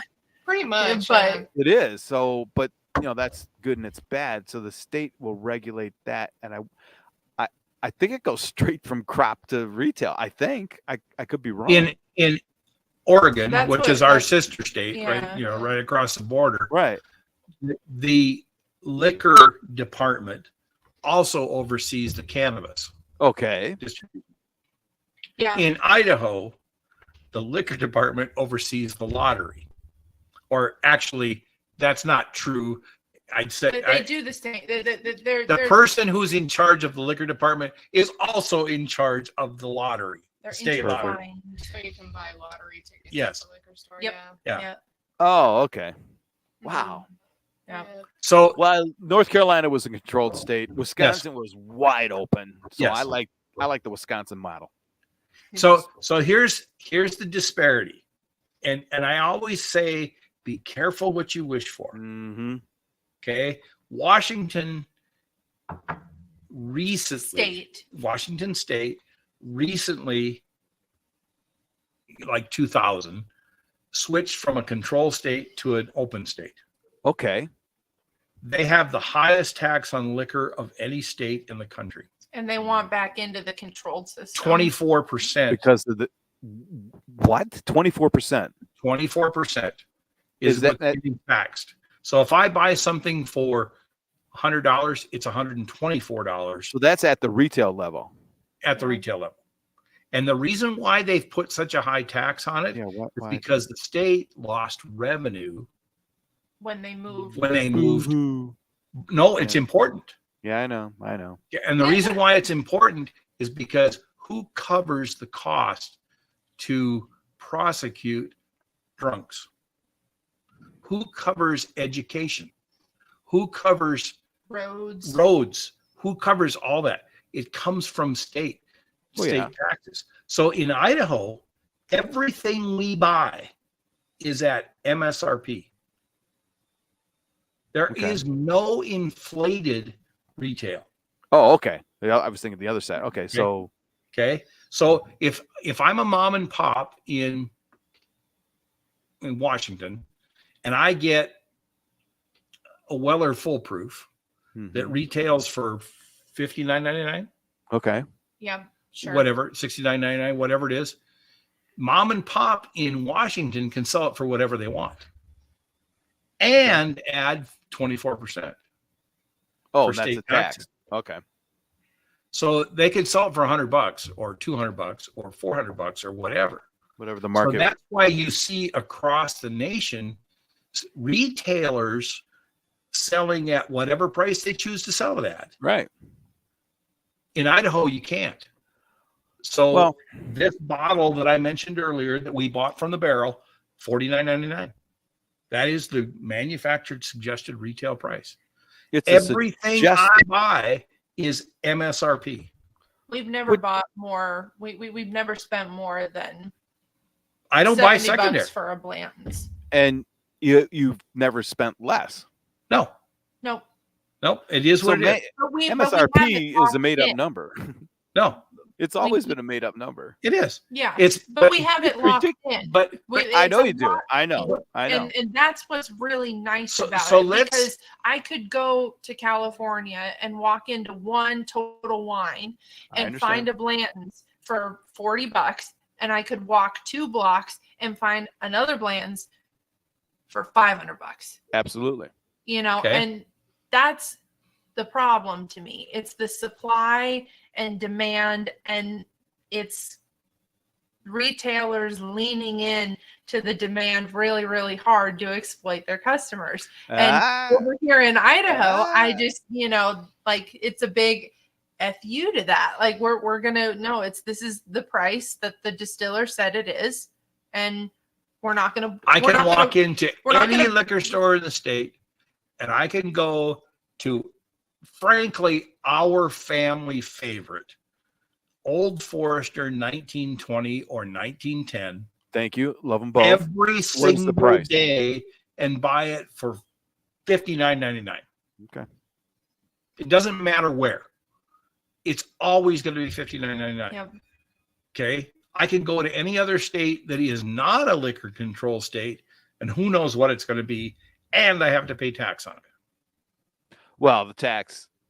Yeah. Wait. Idaho's not our tax is 6%. It's a sales well, tax. yeah, that's a basic. So I And get that's 6%. it. It's not specified further than that. It's just the traditional sales Yep. tax.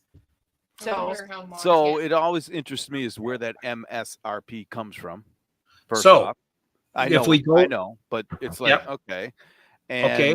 I'm always a supply and demand kind of guy. So Yeah. if there is a place in downtown LA that is selling Blanton's for $500, but they're selling it, right? No one's buying it at $400. You lower the price to $350. No one's buying it at $350. You lower it to $300. Okay, we sold 2. All right. But people You're do. assuming but you're that's the thing. assuming people are not buying it. The problem. No, I'm not. I'm making it as an example. We see this with Bland's in particular all the Yeah. time. I wrote the article on the- the Blantons that you copied and posted. I mean, people who are buying it for these exorbitant prices, and I mean exorbitant, perhaps even extortionate would be the proper word for it. Buying it for that price and then having a pour of it and going, this doesn't taste like a $400 product. It does, Oh yeah. no, shit, it doesn't. It wasn't like Buffalo Okay. Trace didn't say it was. so I get your argument. Okay, I get where you're coming. Who identifies manufacturer suggestion? I get it. Buffalo Trace at their distillery sells Blanton's at $59.99. That's in Kentucky. That's Right. in Yep. Kentucky. Yep, Okay. yep. So are Okay. they one of the states that they have to sell to a distributor and buy it back from the distributor yeah, before they yeah, sell it? yeah. Okay. But it's All at $59.99. So if Buffalo Trace, who makes Blanton's, says that it's a $59.99 bourbon, Mhm. that's Kentucky. that's manufactured suggested retail price In Kentucky. in Kentucky. But it's also what I pay here Right. in Boise. So you're not taking in shipping costs from Kentucky to Idaho. Yeah, Nope. exactly. Okay. So the thing of it is, it's a $60 bourbon. At best. Oh. At best. I would say it's yes. I understand what you're saying. Anybody who I would pays give it a more- $40, but Yeah. that's me. anybody who pays, well, you got to pay for a little bit. I'm going to give Blanton's a little bit of a push because Blanton's has got a story. Yeah. Oh yeah. Okay. No. I don't want to There's discount that. There's Yeah. this guy, And there's the this horse. guy who did this, We got a and there's a horse. horse. The and, bottle. there's- and they're all in like different. It is a boats. very unique bottle. You talk about marketing.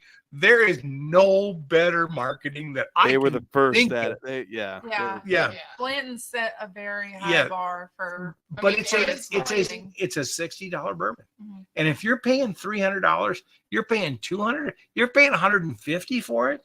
You're paying double what it's worth. You're And an then- idiot. First and off, then- it's like you're ding dong. Yeah, You're that's right. the thing. I But- pointed at you, but yes, you're an Yeah, idiot. you don't. Let's but- get my finger there. You're an idiot. but the thing is, you hear that, and we see it all the time. These people paying this much for a bottle of Blanton's, and not just Blanton's, a whole bunch of different Oh, products. it's yeah. But Yeah. it's everywhere, you know. But Blanton's but- happens to be the pick on. Yeah, It's the easy icon target, of that an easy model. target. But Yeah. the thing is, we see it all the time, so you know that Buffalo Trace over there in their marketing headquarters, wherever, is going, hey, some bozo just paid $600 for a bottle of Blanton's. Guess what they're gonna do? Maybe $60 is too cheap. Do you We're think gonna raise our $60 price. is too cheap? Well, Think that's the whole $60 argument against this, this black market economy. I hated it from the beginning. I go, So- you guys are, what are you inflates- doing? You're Yeah. like, Yeah, it inflates the entire market. It There's hurts that, the entire absolutely. industry, and it hurts the consumer who's actually looking for a good product to review or to drink as To it enjoy. is. You and, know, and I forget what it is. It's a wild turkey product that is reasonably rare. is it that- rare breed? No, it's something that came out last year, and it only Oh. comes out once a year, and it's very limited supply. I don't know. They raised the price from $99 to $159 last year. Mhm. And the reason why they raised the price is to combat the secondary market. Yep. Well, that's what The they said. secondary market immediately went to $200. Right. So you know what's going to happen next year? $250. It's going to be Exactly. $200. And it isn't a $200 whiskey. Well, it's funny. I mean, the price increases across the board in the last 3 to 4 years are not worthy. They're not worthy, Right. especially Well, if Part of especially it, if you look part at the of it supply is, I'm side. going to defend a little bit. Part of it is glass. Glass has become more expensive. Mhm.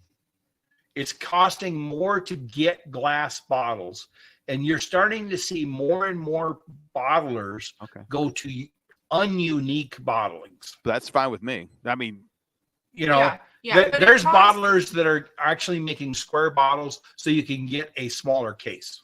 right? That's the old Jack. That's why Jack Daniels was in squares. Yeah, you know. exactly. Yeah. So Or- it's I'm fine it- with that. yeah. I like that. But But I was going to there ask. was Castle so- and Key was 2 years ago, right after COVID. They were their whiskey was ready to bottle, and they didn't have glass. no they one had imported- glass. I remember that. They Jack didn't Daniels have didn't glass, have glass. Exactly. so they imported glass from France to put Castle and Key bourbon in, and they airlifted an entire shipment of glass from France to Kentucky so that they could bottle their whiskey, because it was going to go bad if they Mhm. didn't put it in a bottle. Hmm. That's a problem. So in that sense, okay, I get a little bit of the price increase because a lot had to happen to get everybody's stars aligned. Yeah, supply here. chain. Yeah, it's just Yeah, adds to it's a cost. problem. So it, One Yeah. thing I don't really understand, and I don't know how much this really contributes, but there's some states that don't recycle glass. Like Idaho doesn't recycle. Well, it's so expensive too. I Yeah. know, Like but that's would the fix other It part. is the of most problem. expensive But recycling. it would theoretically it should fix the supply problem. Like we're not. Right, but think about how many products utilize glass, not just for spirits or drinking purposes, Yeah, but there's so soaps many. are in glass. So many things are in Yeah. glass. And the other side of the thing is that it is biodegradable. It's sand, so you can Yeah. just throw it away anyway. And Yeah. so yeah. In southern Idaho, in between here and Salt Lake, there is a dump, and I call it a dump. that's what it is. I know There's they a don't call it pile that of- anymore. White glass. There's a pile of green glass. There's a pile of yellow glass. Yeah. And what it was, where those piles came from, was Idaho used to recover glass for recycling. It actually was cheaper to just take it out in the desert and put Yep. it in a pile, because it costs so much to recycle glass. Mhm. You got There to was no crush it. trade-off. Yep. Heated Shipping gotta up, alone, heat it up. shipping ridiculous alone, Yeah. temperatures. was heavy. And these are mountains of glass. They're mountains of sand. That's what Yeah, they are. So yeah, all I of sand. visited a they didn't call it a dump. I forget what they called it, but it was out in Southern Cal, and where they took they had people picking through the recycle. And I mean people, paper here, but none of the colored glass got anywhere. It was thrown out right away. And Yeah. then the other glass. And this is back when we were shipping pallets full of plastic back to China. And they Mhm. were supposedly making picnic tables and things out of it and shipping toys back. So the whole model. This is an HP tool. Supposedly. Yeah, the whole model. Well, they had these ships going back. They were shipping in toys into Long Beach and then heading back to China empty. So they decided to Yeah. take a pallet of plastic so they could make plastic toys. Yeah. Well, it was $1,700 of revenue per pallet. Yeah. And it was, oh my God, it was like hundreds of pallets. Exactly. Well, China decided, yeah, we don't want your plastic anymore to make our toys because our landfills are all full. Wait a minute. Hold on. You're putting our plastic in your landfills? Yeah. All right. Whatever. So what we thought was happening wasn't happening. Same thing with the recyclables. Right now, it's still happening. You put them out in the different bins. Yeah. It's bullshit. Idaho recycles paper, plastic, Yep. Mhm. That's it. and that's it. That's The sweet. two Paper's easiest things. biodegradable. Yeah, plastic. And the two easiest things. That's all we do. We have our little garbage bins that get picked up in our neighborhood on Fridays, and we don't have to It's a sort them. shame. I mean, think you the gotta best make thing it easy. about that is that we don't. It prevents people from throwing it out their car window down the litter. Yeah. Litter. Yeah. So we were watching. I'm good with We were that. watching a what is our show that we watch? Gear. The Top Gear. You ever watch Oh. Top Gear? I haven't Top in a Gear- long time, but I know what it It's the is. British version, the original. Oh, Cast. With Jeremy Clarkson and whatever. those were guys. both- Yeah. They were crossing Mauritania in Africa. They come to the Senegal-Mauritania border, and there's a river, and they decided that the easiest way to cross the river was get all of the plastic bottles and build a raft that you could put a vehicle on, a 2-ton vehicle on, and float it across the river to get into Senegal. There was so much trash that they were able to collect it I was all. gonna say, did they do They it? had enough.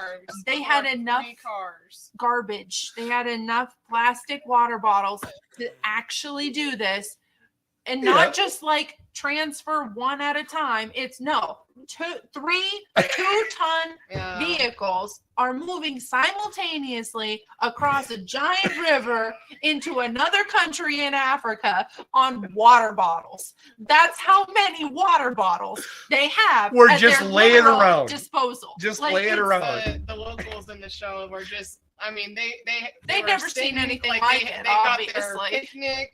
They got their picnics and they were Really? doing work.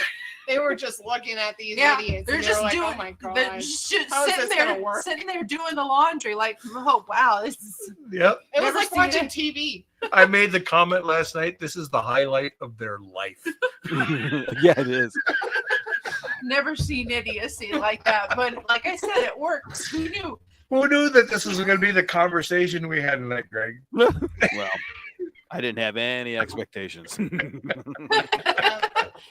That's the We- best way to go into it with Yeah, us. we just go everywhere. Wow. These two here keep me on my toes. There's no doubt. Well, it's mostly because neither of us are good with authority. No. So it's our natural No, we inclination question it to all the question time. it and go, yeah, but why? And because has never We're been a nosy. satisfactory answer. Yeah, and we're incredibly We're really nosy. nosy. So- We're like, I know my way's right. You Like, like- I know my way is efficient. Like this is not efficient. Like it's wrong. It's inaccurate. It's full of fallacy. Your And poor you're not father. taking into I feel so every- bad for him. Okay, we had a conversation the other night. This one over here on my right. She calls me and says, "Now don't get mad." Oh God. That's the first words out of her. Okay. Well, where are we going from here? And usually it's not like that serious. Like I don't like destroy or blow anything up. But it's like, okay, don't be mad, but I paid a lot of money for this or something like that. And it's not like exceeding 500, but for me, a lot of money is like, college student, everything's relative. I'm talking to this one tonight. I'm talking to that one tonight. Yeah, because I mean, while we're both very similar and we're not good with authority, we question Oh, everything, and we have a I'm laughing so hard I'm crying. We have a general discontent at everything. Pretty much. Our approaches to those are extremely different. So Excellent. I imagine that it's probably entertaining to watch because it's just a spiral of malady. Yeah. Yeah. A spiral of questioning, a spiral of malady. A spiral of argumentative. malady. Spiral of That's my life. Yeah, when I'm at my limit, I mean, usually I've got a pretty good filter. Like, usually I do. Like, I know how to turn it on, I know how to turn it off. But when I'm at my limit, all things go out the window. And I'm just like, no, this is dumb. We're going to do it this way. Like, I'll do that. Like, if there's like a stupid decision that's happening, like you're out in the desert, you're driving like 7 hours. Greg and has someone so many tells thoughts you- right now. Yeah. Like, just look at him. He's just got so many thoughts. Yeah. Like, he Yeah. just- He's just letting us go. Yeah. That's the Man. whole thing. You're just letting us go. just let the spiral of malady commence. Like I said, I Usually feel when sorry we- for your dad. We do try. We do try to be good workers. Like, we're not Oh. there to cause problems. No, I It's just when we see problems, we want to solve them. Yeah. This is why our podcast works. oh yeah. I Absolutely. mean, we get to go, and I got to tell people when we do a podcast, if you've ever listened to one of them, and I hope you do, the podcast might be an hour and 20 minutes long or an hour and 40 minutes long, whatever it A is. Mahler symphony long. I've probably edited out a good 20 minutes of just plain laughter that cannot be shared with people Yeah. Oh, because those would we be the get going. best. The bloopers are I mean, you've been on our show, like you've been behind the great. scenes literally. Like there's plenty of instances of Love just it. I don't know what the hell I'm saying, but words are coming out of my mouth and we're just gonna run with it. You know. I mean, Dad will write up a whole script, like when I'm up in Montana. And he's like, "Did you read the script?" And I'm like, "No." And he's like, "Well, I want you to say these specific things. It'll come out how it comes out." Yep. I never I gotta say go with that. I never Whenever, say the whenever things like she she- starts to think, you know, Um, Hey, man. what? she goes, oh. I do not do it that long. I do That's not do it that reflective. That's fine.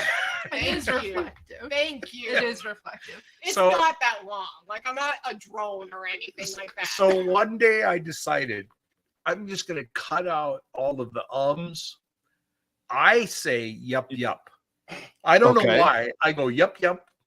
And you go, Yeah, I click. she clicks. I click. I cut out It's mostly I before I'm cut about out to make 10 a minutes point. of ums, Wow. yup, yups, and And clicks. clicks? They, Yeah, I when swear you we make make it- developed our own Like language. when I say clicks, I mean like tongue clicks.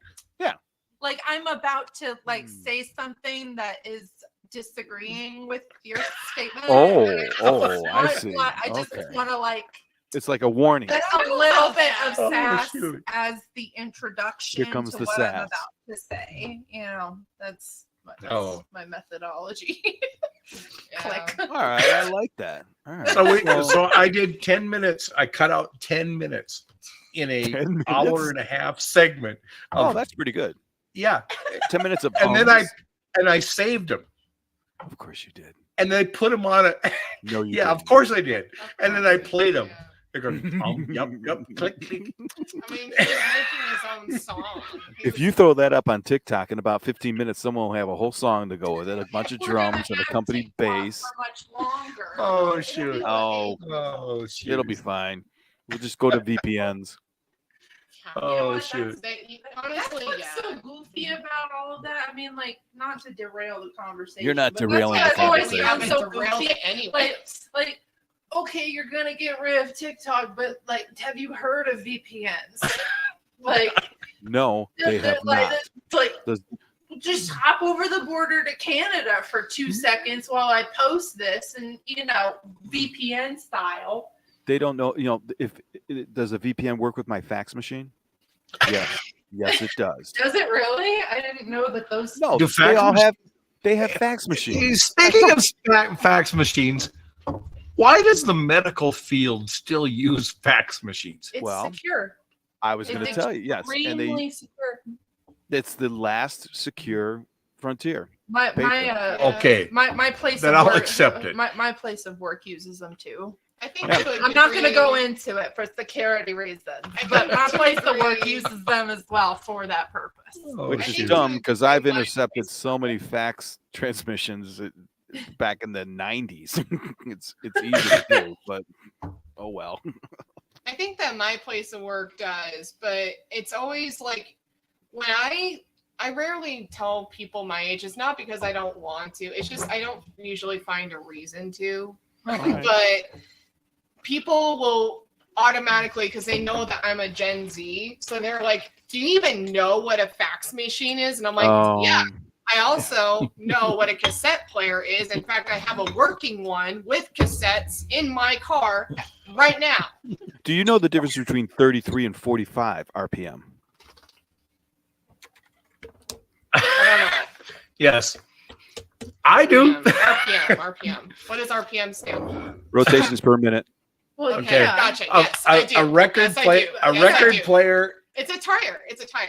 Okay, No, you It's a got, revolution. It's a revolution. Oh my he's God. gone. He's gone. No, It it's is, not. just kidding. it is a revolution. It was a rhetorical question. Okay, Oh my shoot. brain jumps gears and then I say whatever it is. I was making a comparison like Actually- RPM like a car, and all of a sudden You still like, don't have it, just so you know. Okay. Fine. It's okay. Fine. It is a Whatever. record, though. It is Like, a it record. It works. Yeah. Yeah. Exactly. It's the You got a spin. little tiny one with a It big goes hole in the middle. 45 revolutions per minute. The Yeah. little Yeah. 45. The 33 was the larger ones, the LPs, long Yeah. play. Those would be 33 or whatever. But Yeah, that 33 was and a it. third. Yeah. And then Record. way back in the day, there were 78s. Don't even say. But way back in the day, they were on cylinders. So Yeah. Yeah, So- I knew. so- Like I have the visual in my head. Like I can Right. understand that. My- and I understand like it turns. And I was everything. only kidding. I wasn't trying to tease, but now you know. my grandma It's all right. had, she's long since deceased, she had a crank up, not the Victrola with the big bell on it, but the one you lift the door and then you put the needle on the record, a Mhm. 78. It was Oh. actually my grandpa's. And you played it with wood needles. I was going to say that. I remember. Yeah. Yeah. Remember Okay. the needle is a little, but that big metal Yeah. thing that was on top of it and would sit. Yeah. And the weight of Isn't the, that the crazy? thing, yes, Mm. 78s. And the he had 3 or 4 albums, but one of the albums he had was Yes, There Are No Bananas. Yes, There are- there are no. Yes, there are no bananas. There are no bananas today. So that's where you So- got it from. so You he just had said that, my and on the entire flip- childhood, and I am And on the flip side was was on- I Am a Stern Old Bachelor. did I not am a realize. stern old bachelor. That was the My B-side. age is 44. Oh, God. I did not hear that during my childhood, but I did hear a lot of yes, we have no bananas. I was like, oh, that's a bad thing. I don't know. Probably because, like Yep. every opportunity to rhyme Yeah. Hannah with banana was exploited for eternity. It still mean, is. Oh Yeah, my But god. so we have no bananas today. I mean, Hannah's just a hops. That not is at eating least toast. 7 years of therapy right there. That's Yeah, it's just it's what I do.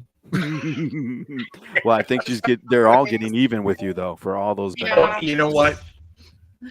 It is what it is. They are your creations. Yeah. Yeah, you're to blame.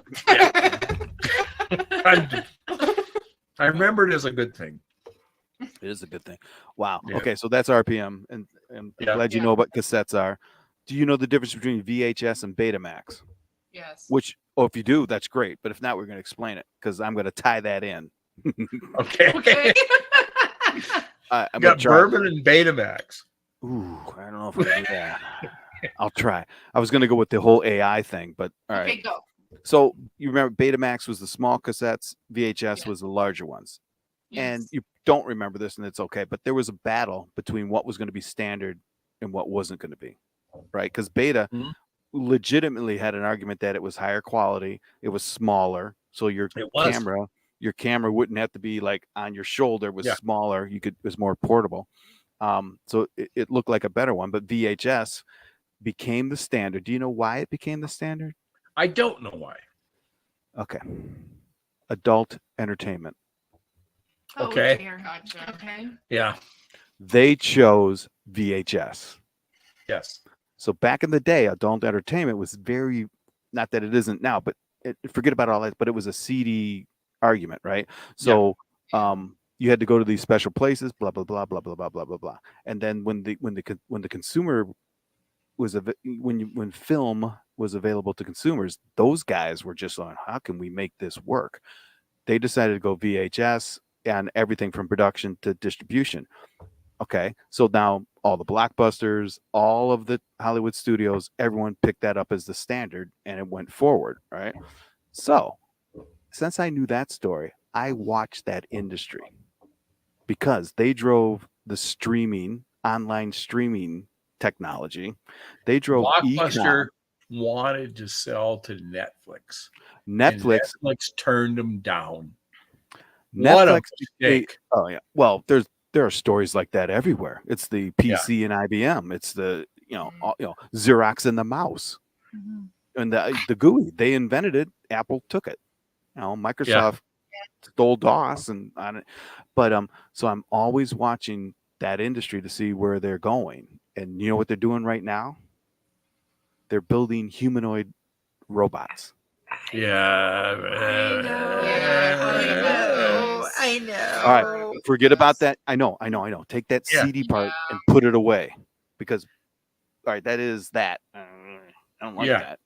But right, what's the difference between that and a librarian? That and a DMV. I know. Stop it. Stop. Maybe that was a bad example. But you see my point. You just broke her. Really broke her. You just broke her.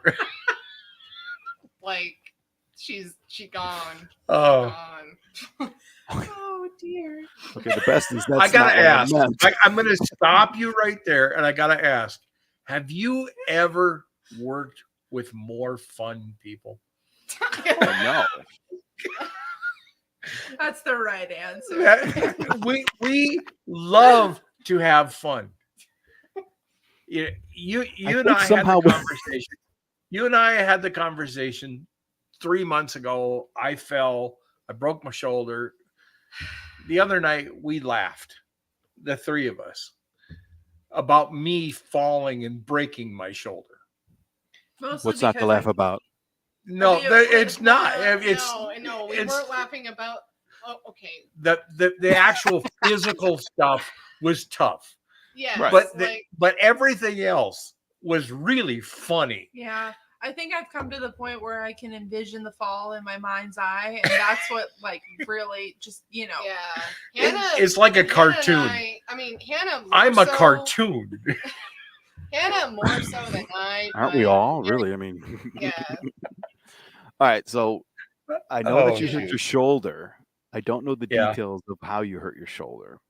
Oh my god! Oh my! Like this is the okay. I am leaving. I can tell this story now. Actually, let me tell the story. He was high on anesthesia. Let me tell the story. I know the story by heart right now. You just teed it up. I had to ask. So here's the story. Last. He works at a furniture sales place. Working the closing shift. This is like the second week in January. Over here in Idaho, this is like the coldest week of our entire season. I had just gone back to school. We are in single digit territory. Everything is ice. Everything is awful, miserable. The spiral of malady is very prevalent. You call that cold. So the spiral of malady. I'm gonna keep using it. It's now my thing. He's gonna write that down. The spiral of malady. If I don't get Greg to write something down every time we talk, like I've done something wrong. Like that's my goal every time we speak. So a great goal. So he is on the closing shift. So Well, Furniture- actually, it's not quite the closing shift. I have an It's altered late at shift. night, it's dark. But it's late at night, it's dark, Yeah. sun's gone down, whatever. He is leaving the store. Normally, his parking spot is relatively close to the building. However, for whatever reason that day, his parking spot was further away from the building and up on a hill. We have a 3-row seater SUV that he drives to work every day. Very large vehicle. He's walking up the hill and he's very much aware it is icy.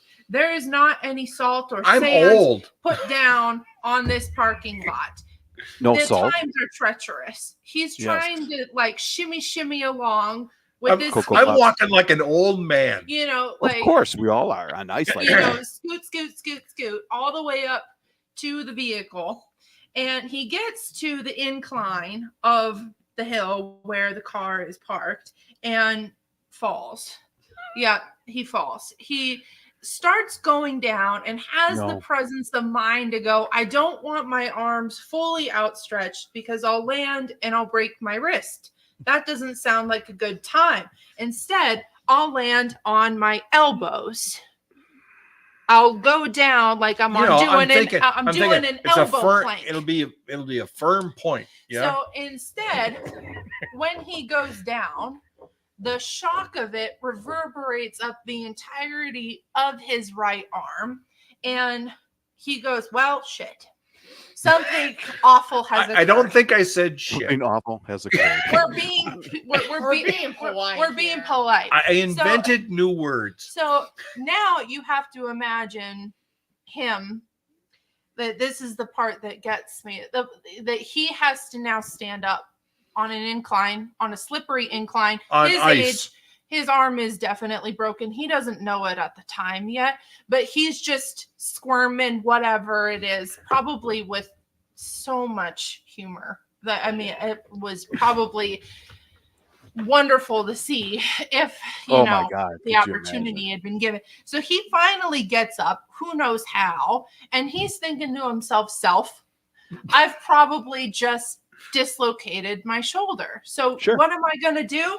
I'm going to do full arm rotations. Put it Got to back. get it back in. I put Yeah. it back in, not knowing again that his whole shoulder is completely shattered to pieces. Why would you think And that? he goes, well, okay, so I did my full shoulder rotations. That means it's not broken. We're cool. So now I've got to get my keys out of my pocket. I dropped them. Yeah, we got to get the keys off of the ground. Well, you have two shoulders. You might as well go for the other one. But how do you do that on an incline that's slippery and you've already And I got gloves on. Yeah. So somehow he gets the keys and gets to the car, and we've got the shifter in the middle console area. It's an automatic, but it's Okay. you Right, got to but pull you've got it. So how does one do that with your right arm being what it is and put the key in the ignition on the right side? He has to kind of loop around awkwardly with the left So arm. the right arm is completely immobile. Yes. It's Yeah. immobile now. The best position was He right probably- here. He probably was in shock. And I was still saying Oh That shit. means it's broken. yes. Okay. Yeah, but he's not thinking that. He's No. still thinking it's just dislocated. We'll Do be you know why? fine. And It's Because he's a fine. man. yeah. Yeah. Well, I'm going into and out of shock. Yeah. I knew it. Yeah. And here's the thing. I'm an old Boy Scout. And you know what they Okay. say about shock and Boy Scout? Put your head between your knees. They say, that ain't happening. That's not happening. It's not gonna happen. Look at So- me. They said, get back I'm on the a horse. fat guy. So he manages to get the key in the ignition, get the car into drive, and he's moving along and thinking, I'm going into shock. I probably need to Yeah. take a moment to recalibrate. I made it a little bit. block. He pulls into a gas station, Oh, And- all right. calls his boss to go, I have fallen, and there is going to be a claim that will need to be made. And they proceed to fill out the claim over the phone. No. And after Yes. this, over No. the phone, Yes. At that the moment. claim- yes, Yes. at that Yeah. moment, the Moment. claim is being made. I'm like 25 minutes away from the store at this Yeah. point. This could be the manliest story ever. Continue. Right? And so then it gets It gets better. worse. Well, that's really It gets Are there worse. snakes and things I mean, involved? 'Cause Better, Well, worse, you know, okay. it's the same thing It's in the this same. story. Yeah, it is So- the same thing actually. So at this point, you know, I'm at home, my mom's home, Laura's at school. Nobody knows what the hell's going on. We're just waiting for him to come home from the end of the day. Everything is all good and normal. And I've Where's got a your normal? calzone, bacon in the oven. Things are good. I'm excited for cheese and bread. You know, like as I always am. Cheese and bread. Cheese Who and bread. wouldn't like He cheese and also- bread? So- he also has to, you know, pick up. So yeah, prescriptions as well, that's so- that's the thing. So he calls, he has the phone call with the manager to go, claims gonna need to be made, and then, you know, okay, this phone call's taken a little bit long. I'm basically done. You know, let me know if there's anything else you need. I'm done with the conversation. And then he drives over to the store to pick up a prescription for my mom because that needs to be done. So he goes into this isn't a drive-through like pharmacy either. You have to course manually not. get out of the car, go into the pharmacy, stand in line, talk to the pharmacist, pick up the Wait script. 40 minutes. However long, and he's standing there, arm, you know, cradled, however, and the farm tech is like, "Hey man, Are you okay? Like, what's going on over there?" And he's, "No, I'm not okay. You know, I just give me." But I need these prescriptions, We and it's need- okay. I got a report. It's not filled out. my We're good. prescription. It's my wife's Yeah, prescription. and they go, "Well, we need Right. you to sign for these," and he's like, "I'm right-handed. It's not happening. It's not happening." I So- put an X in so- the electronic yeah, signature But machine. the pharmacist was like, "We know him. He's cool. Everything's fine. Let the man be. He's clearly in a state of distress." So he comes home, walks in with the script. Everything is still fine and dandy. And then he Hold looks He was in the presence of medical professionals. yeah, Yes. and they let him And go. he still didn't. They Yeah. let him Yeah. go. It's, Yeah. it's cool. He drove himself over here of his own volition. Everything must be fine. Yeah. So okay. so he comes in and everything's all fine and dandy, and then sets the prescription down and he goes, "Hannah, I think I've dislocated my shoulder. You're gonna need to take me to the hospital." Okay. And I'm like, "Well, I got a calzone. I got a calzone though." Like, okay, fine. So you turn the oven off, stop the baking process, whatever. So then You bastard. I'm kind of thinking that a little bit. So then we get in the car and I start driving. I'm obviously the one driving at this point. He's in a lot of pain. I can tell he's in a lot of pain. And It's going to start I'm- hitting. yeah, and like, okay. And I turn down a street and goes, "Where the hell are you going?" Because I'm not going in the direction of the hospital.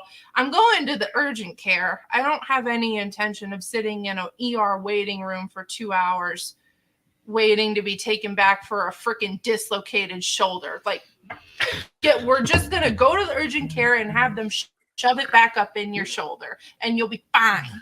You know, like, we'll be fine. And then I I'll can have do a it. calzone. Calzone's You know, getting cold. This is my family. This is my family. So we go into the urgent care. We're not there we haven't even sat down. Like, he's checked in and everything. We're finding a seat in the little waiting area. Brian Dawson, okay, I guess we're going back.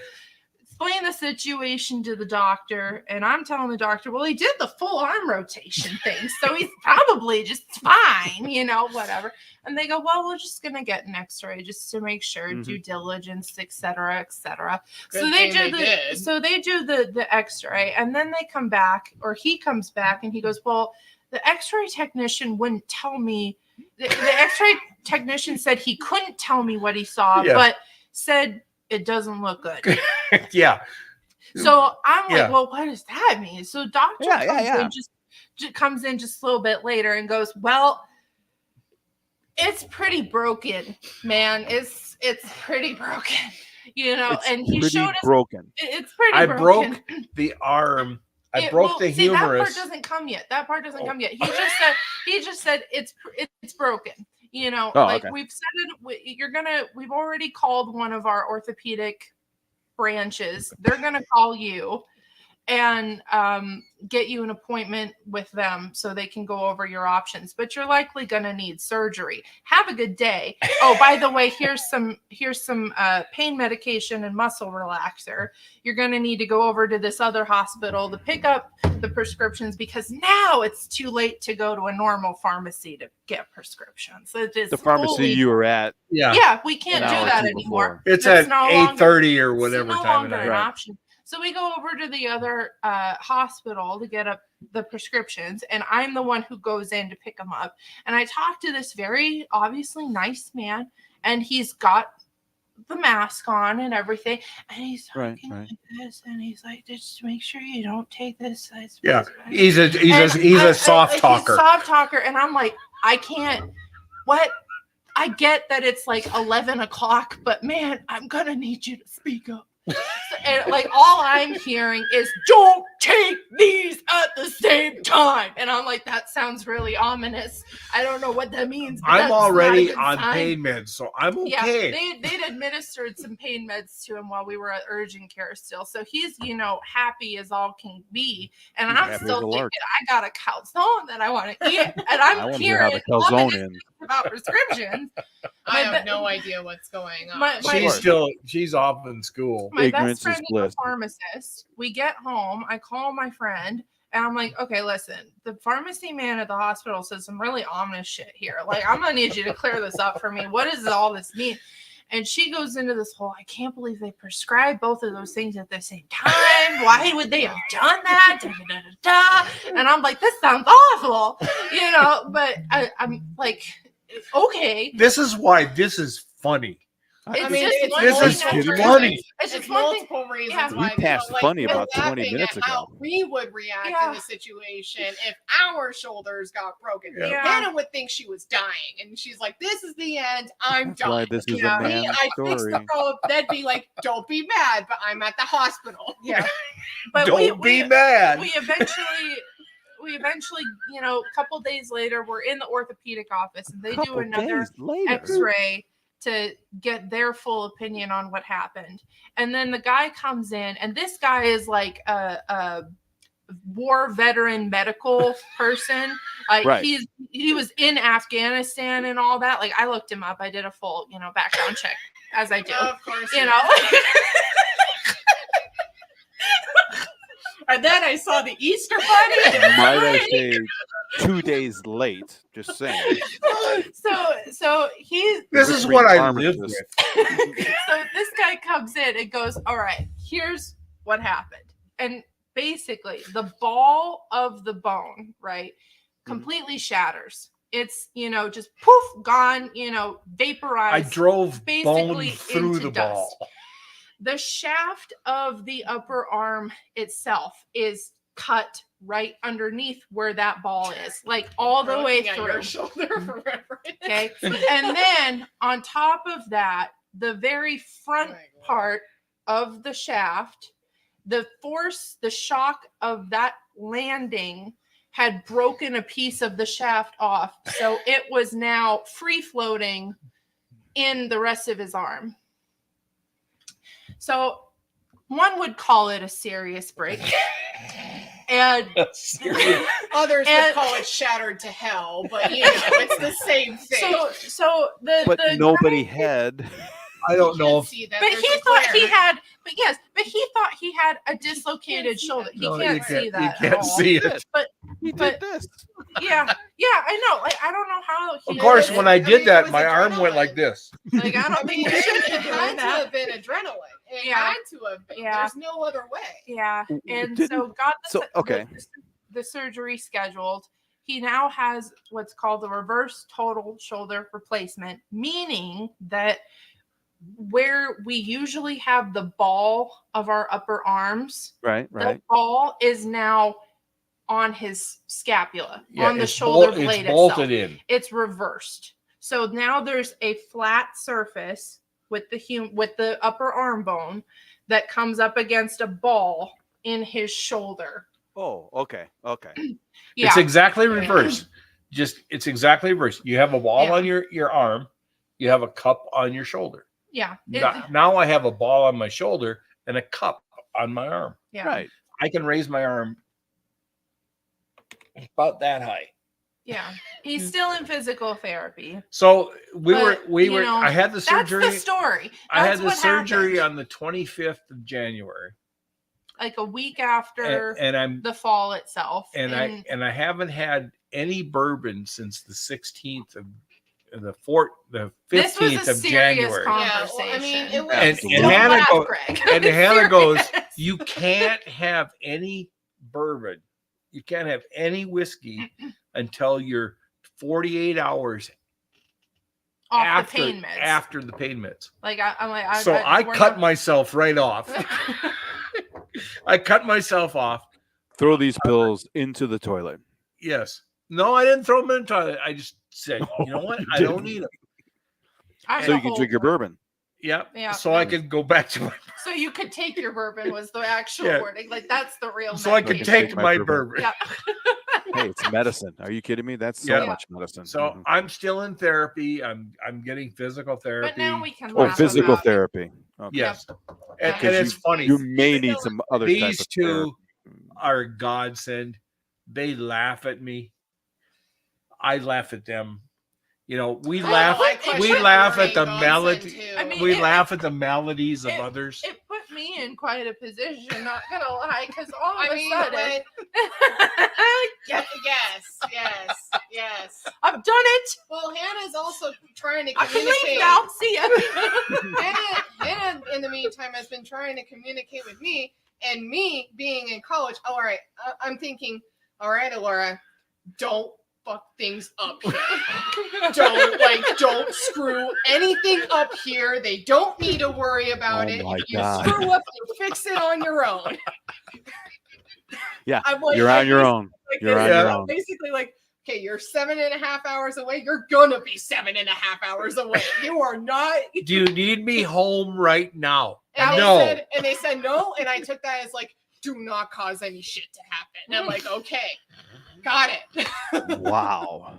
Because I had to go into like, I mean, I don't know what kind of mode you call it that I went into. What is this mode? It was that is like a weird mode. Survival mode. Yeah, it was okay. More than survival. Okay, I'm gonna go completely back.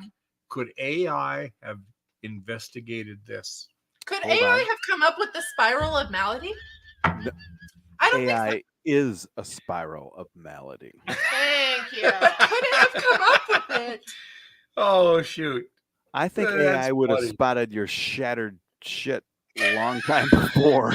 You walked through a pharmacy. We wouldn't have the story.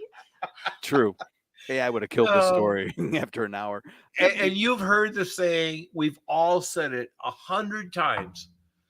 Truth is stranger than fiction. It is true that you can't make half this shit up. Yeah. That shoulder story alone. This whole entire thing and I'm pretty good at making shit up. I mean, I can bull crap my way through an essay in like 24 hours and still get an A. Like, still, they could be like, I could tell that you put in a lot of work on this. No, I put in a lot of coffee and about 12 hours and pulled an all-nighter. That's what I meant. Actually, I'm not. I'm only my tear ducts work really, really well. You're flushing the tears. I love it. Wow, there's so many places to go. Okay. So many places. Circle this back to bourbon. Yes, AI would have. Oh, bourbon. AI and bourbon. Yeah. That was a tangent. Oh, no, that was a beautiful tangent. Oh, yeah. Bourbon would have solved that. If you would, I know my strengths. I know I'm a good storyteller. I know my strengths. No one's ever going to convince me otherwise. I never know where our conversations are going to go. No. I never know. But I have to tell you, I actually studied for this call. Wow. Okay, two things. Yeah. Okay, maybe three things. First thing is wow. Second is what? And okay. So I looked up some AI stuff. What's the third thing? Third thing was don't do that. Well, my dad is a nerd, so he's going to. Okay. All right. He's like, I have to know all of the things. I going have to go know on all to the things. I'm going to read all of the articles because I love reading articles anyway. So might that's as fine. well Yeah. choose. And I don't want to be caught And unawares. I looked up AI stuff and used AI to look up stuff. Okay. Well, I will have to admit this. I was kind of, okay. So he has dipped into the world of AI somehow. Yes, I have. Let's go. I use AI all the time. Well, I meant you knew stuff. They like don't like it. Yeah. That's okay. That's okay. But let's say I read an article, Right. whatever article. Doesn't matter. I ask AI by paragraph. I Mhm. don't ask the whole article. I ask by paragraph. Summarize this for me. I do scientific reports. I say, here's a PDF, 37-page PDF. Summarize this as though I'm a 6th grader. I can't do the whole document It works. because the whole document It works. I know, mean, but the thing is I can't even get away from it, and I'm not gonna lie and say I don't use it or that there's no merit to it. It's not really by choice. It's just one of the. I mean, like we talked about it just earlier with Google. You put anything into Google, and Google will say, "Here's the AI technology to answer your question." Doing that? But for a lot I of know. what I do at work, efficiency's sake says grab whatever AI is profiting up. You don't have to go through the whole PDF. You don't have to go through the whole search result page. right. This is the answer you're looking for. Well, this Here. might apply to you. I mean, seriously, because you guys, you know how scientific documents come out, right? Yeah. A study. Yes, I know it's valid. Yes, I know you've experimented. Yes, I know the pool is this. I know the method is this. I don't care. Give me the results. And then the results are freaking 50,000 pages with words. Yeah, I know you just threw that word in to sound important. Throw that at chat or GPI and just give it to me. What is the point? Boom, boom, boom, boom, boom. And then I'll read it and go, that doesn't sound right. Then I go back to the original and try and discern, okay, is that really what it is? And it is.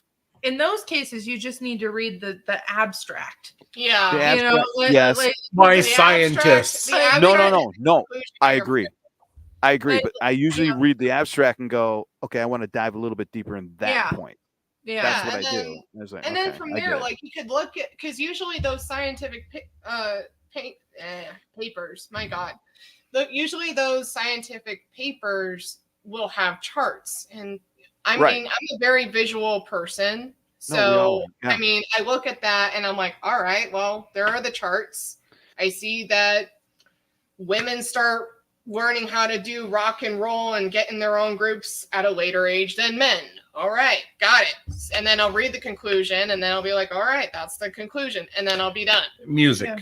And I'll and I'll look at ballistic testing into ballistic testing. She'll understand everything about like the p-values. I'm and the so alphas. messed up. You should just keep drinking. So like as a graduate student, the first thing you learn is with any scientific paper, you read the abstract, you read the introduction, the discussion, and the conclusion. And who cares about the methods or the results? Yeah. Good. We're on par because the only time you care about the methods or the results is one, if you're looking to replicate the study yourself with your own kind of sample, with your own unique environment. Right. So you need to have that kind of knowledge. Or two, if you're the statistical nerd who needs to know how to do the calculations to apply to your own research. Yeah, right. That's and where the part of the problem. come in. They are the statistical nerds. I had to teach myself doctorate level statistics in order to complete my master's thesis. Nobody knew how to do that. I was watching YouTube videos for p-values like the proper millennial at 3:00 in the morning, taking notes, just thinking I want to pass. Now, how did they do it before YouTube? I don't know. Books. I mean, like, I still had, the thing was. Do you like, know how to open a book? The Dictionary. YouTube. Can you crack open a book? YouTube was. Do you know how to break the Encyclopedia. spine of a book? No, but here's the thing. Like, YouTube was super, super helpful because I could see exactly where they were pulling each number from because they'd use like colored markers and stuff. Right.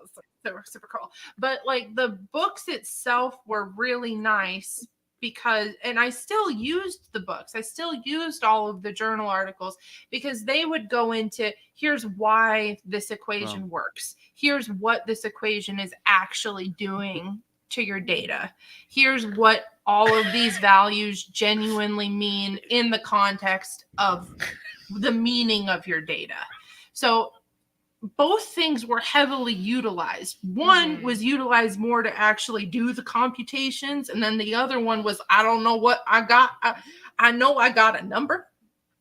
It's a good number, but I'm going to need some assistance on interpreting what that number means. It's the correct number. I've done the math. Trust me, I've done the math. And then I get the phone call. Dad? Don't be mad. Calling Dad. I don't know. What do you do? We yeah. Have another bourbon. It's always interesting when we go into our fields because I think Dad. I try to explain music to these two, and on a good day, I can get some ideas out clearly. On a good day, on a bad day, though, I'm like, oh God, how do I simplify this? But we watched a documentary recently, and it was on like old music. Okay. And these two were able to understand it. And I'm like, wow, that's awesome. So they were able to understand. Here's a novice opinion. Okay. Purely, Laura doesn't, this is not her opinion. It's my opinion. They found instruments from 23 BC. What? Yes. Okay, go on. They found bone flutes that had drilled holes in it. Okay. So you take a bone, usually like a leg bone or something like that. A long bone. Or a long bone. Long bone. So they'd go out hunting, they'd get the animal, and they'd have that bone. They'd hollow it out, essentially. And eat the bone marrow first. Yeah. Eat the Because bone you marrow. don't let anything go to waste. You very hollow it nutritious. out, and then you take a stone and you basically, drill it, essentially, through the bone. So you have holes. And usually these bones would be, how do I move this? Yay big. And you'd have like 3 holes. Yeah. And they'd be used for like calling animals, like hunting. Like you could mimic whatever big animal was out there to attract it, and then it's moose that have that real. Yeah. Okay. Yeah. So like you got the bone. Okay. Okay. You have no idea what this music sounds like. Yeah, it's not documented. You have How would you? Yeah, you have the instrument, but you don't know what the music sounds like. Well, then you have to play the instrument. Okay. You have to play but the you still instrument. don't know what the music sounds like. Like what kind of rhythms they're incorporating, what's their melody. We have to make some assumptions. Right. All of that is passed down orally. Is it through stylistic or right. is it functional? Is it only for the purpose of calling an animal, or is there recreation involved in it between people? Okay. And also, but get this, it's 2300 BC. Yeah. So let's go back to that. Okay. Now you go forward. And you keep going forward until you find music that is actually written down. which is around 1100. No, CE. 20. Was it 20 1100? No. Before 1100. 230, 240, 250. And they're cantors. They're characters that are basically like dots and squiggles. But they're cantors, religious music. Yeah, because the reason why, and I can go into this detail, the reason why was because one of the big things about church is you sing in one. And it was really, really hard to memorize a book that'd be this big, full of lyrics. Mm-hmm. And you had to memorize them if you were going to be a church singer. You had to memorize them. This was going to be your life's duty. And it, I guess, took 10 years at least to memorize these things. So someone, I can't remember who, but someone decided to be like, well, I'm going to figure out a way to write this down so I can tell like where the pitches are going, like if they're going up or if they're going down. So they write horizontal lines. Oh my God, get your crap together. He ran into a box. I ran into a box. Spiral malady. Yes. Yeah. So, anyways, they had horizontal lines. Yep. There you go. That's gonna be the inside joke of this. Yeah, spiral of malady. Yeah. So I could just see a post next to Oh, thank hashtag spiral. I got 12 weeks of content on this thing right here. I mean, you heard it here first, everybody. Yeah. Anna Dawson coined spiral of malady. What a millennial. She's gonna call it her biography. I think it's a great title. The Seriously. memoirs of Anna Dawson. Here is my spiral of maladies. It's Shakespeare and Edgar Allan Poe all in one thing. You know what? That might be the nicest thing anyone's ever said to me. I love that. I'll take that compliment. Run to the hills with it. She's gonna write it down. Probably. Oh, wow. She's going to have it on her whiteboard or something shoot. like that. Okay, so Yeah. the bone flute. Yes. So you would have these horizontal lines that you would draw, and then you would fill in like little circles on it, and you'd put like a dot up on top of a line, and then put a dot on below a line, so you could visualize if the pitch was going up or down.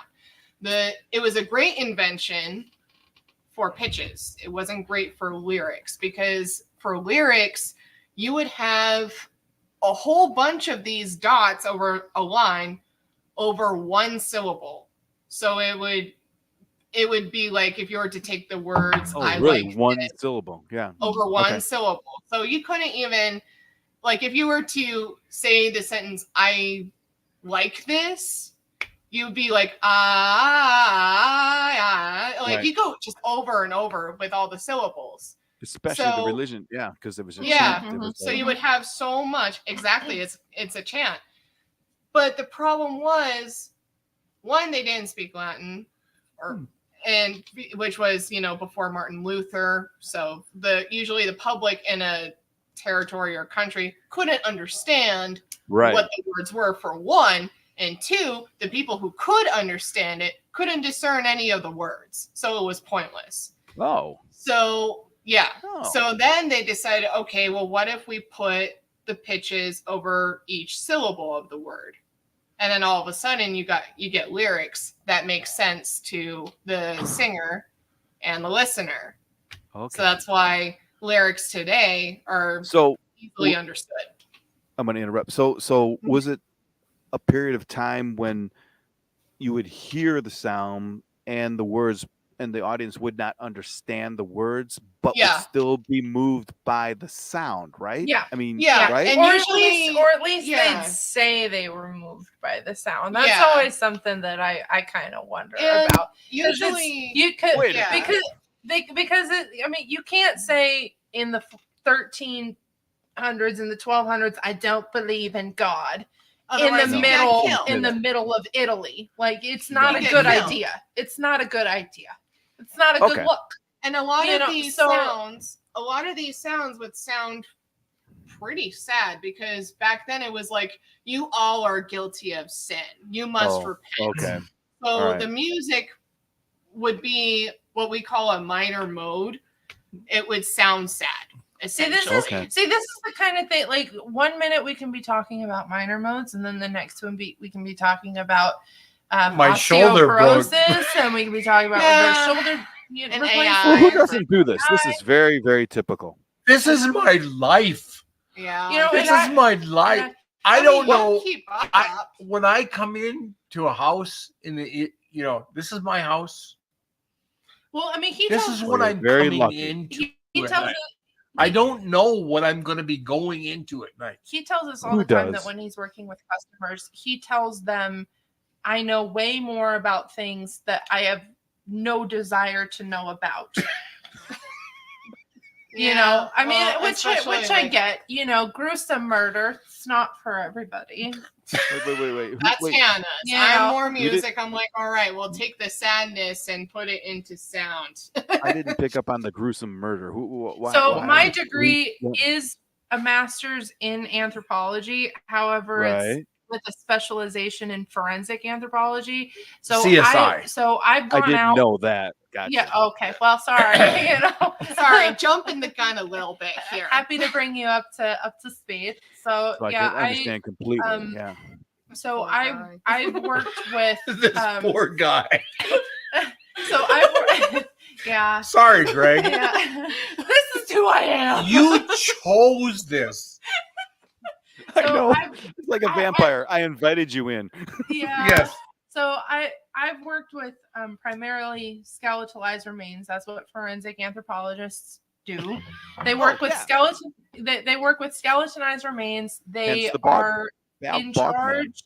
Yeah, they're in charge of going out. Yeah. But yep, exactly. Now it all comes full circle. Yeah. We watch a lot of documentaries about Bogman. But so I would go out and do recoveries on individuals found way past their point of a preferred positive identification, meaning, you know, that's what, so let me explain it. I'm sorry that I'm laughing. Let me explain preferred positive event, you know, that's sad. Very well put. Because, you know, I mean, you want mom and dad or husband, wife, brother, sister, whatever, to be able to walk into a morgue or into a situation and go, yeah, I know who that is. That is my, and get that closure. But when you come across skeletonized remains, you have no idea who that person is. So you're talking about relatively recent. We're not talking archaeological. I mean, forensic anthropology would be all of your cold case group. They find a car in the river that's been missing for 20, 50 years. This is exactly that. Sometimes it can go back a lot further, but we are in charge of assisting law enforcement with creating a positive identification for this person. Perfect. So we'll create what's called a biological profile into, was this person biologically male or female? Did they present as a particular social race in society? How tall were they? And how old were they? Okay. So you can use that information to match it to a missing persons database. And we can also assist occasionally in how did this person pass? Whether it was in a homicide situation, whether it was in a terrible accident or, suicide, whatever. So, and that can range from literally everything. He's got a thought. Are you in that profession right now? No. Are you I'm not. I miss it terribly, quite frankly. I'm happy with where I am. What are you doing? So I work at Idaho Department of Labor, and I do investigative work for them. So it kind of satisfies my curiosity. My dig deep, fall down the rabbit hole kind of mind. But I've been a part of investigations. I mean, I've worked with law enforcement from every single level, and I mean literally every single level, from city police to county police to sheriffs, tribal police, state police, all the way up to the FBI. Like, I've worked with everybody. Okay. So it was an honor to do that. Genuinely an honor to do that. I've been a part of cases where positive identifications have been made for people who haven't had a name for decades and decades and decades and have just been sitting and waiting for their name to be given back to them. And the fulfillment from that is unbelievable. So if, say, the remains of a soldier came back from Vietnam, you would be able to help with something like that? Yeah, so that's a really interesting case. Within the forensic anthropology field, we have I can never remember what our current name is. I only know our old name. It's called JPAC. And it's actually a field within our United States Department of Military that has devoted funds to a couple of locations within the United States to go out and try to recover MIAs, KIAs, or POWs that just never made it home. And they'll go out, recover those remains, and then do the work to try to positively identify whoever that soldier was, and then be able to bring them home to their families. And I mean, that was always my goal when I was getting my degree, was to become a part of that organization. Really? Yeah. I just brought that up out of the blue. Yeah, that was my dream. There's two major ones in the United States. One of them is located out of Pearl Harbor in Hawaii. Obviously, they're very big on everything World War II, everything Vietnam, everything Korean War. And then there's another division outside of Omaha, Nebraska. So they're doing other World War II from continental Europe, and Civil War as well. So we can go back that far even. So I'm going to interject here. I haven't said anything for a while. In 2016, we drove back to Wisconsin from Boise. On the way to Wisconsin, I was an hour ahead of where I needed to be. We got to Billings, so I decided to divert south to Little Bighorn. Oh, Custer's Last Stand. Yeah, we drove through Custer's Last Stand.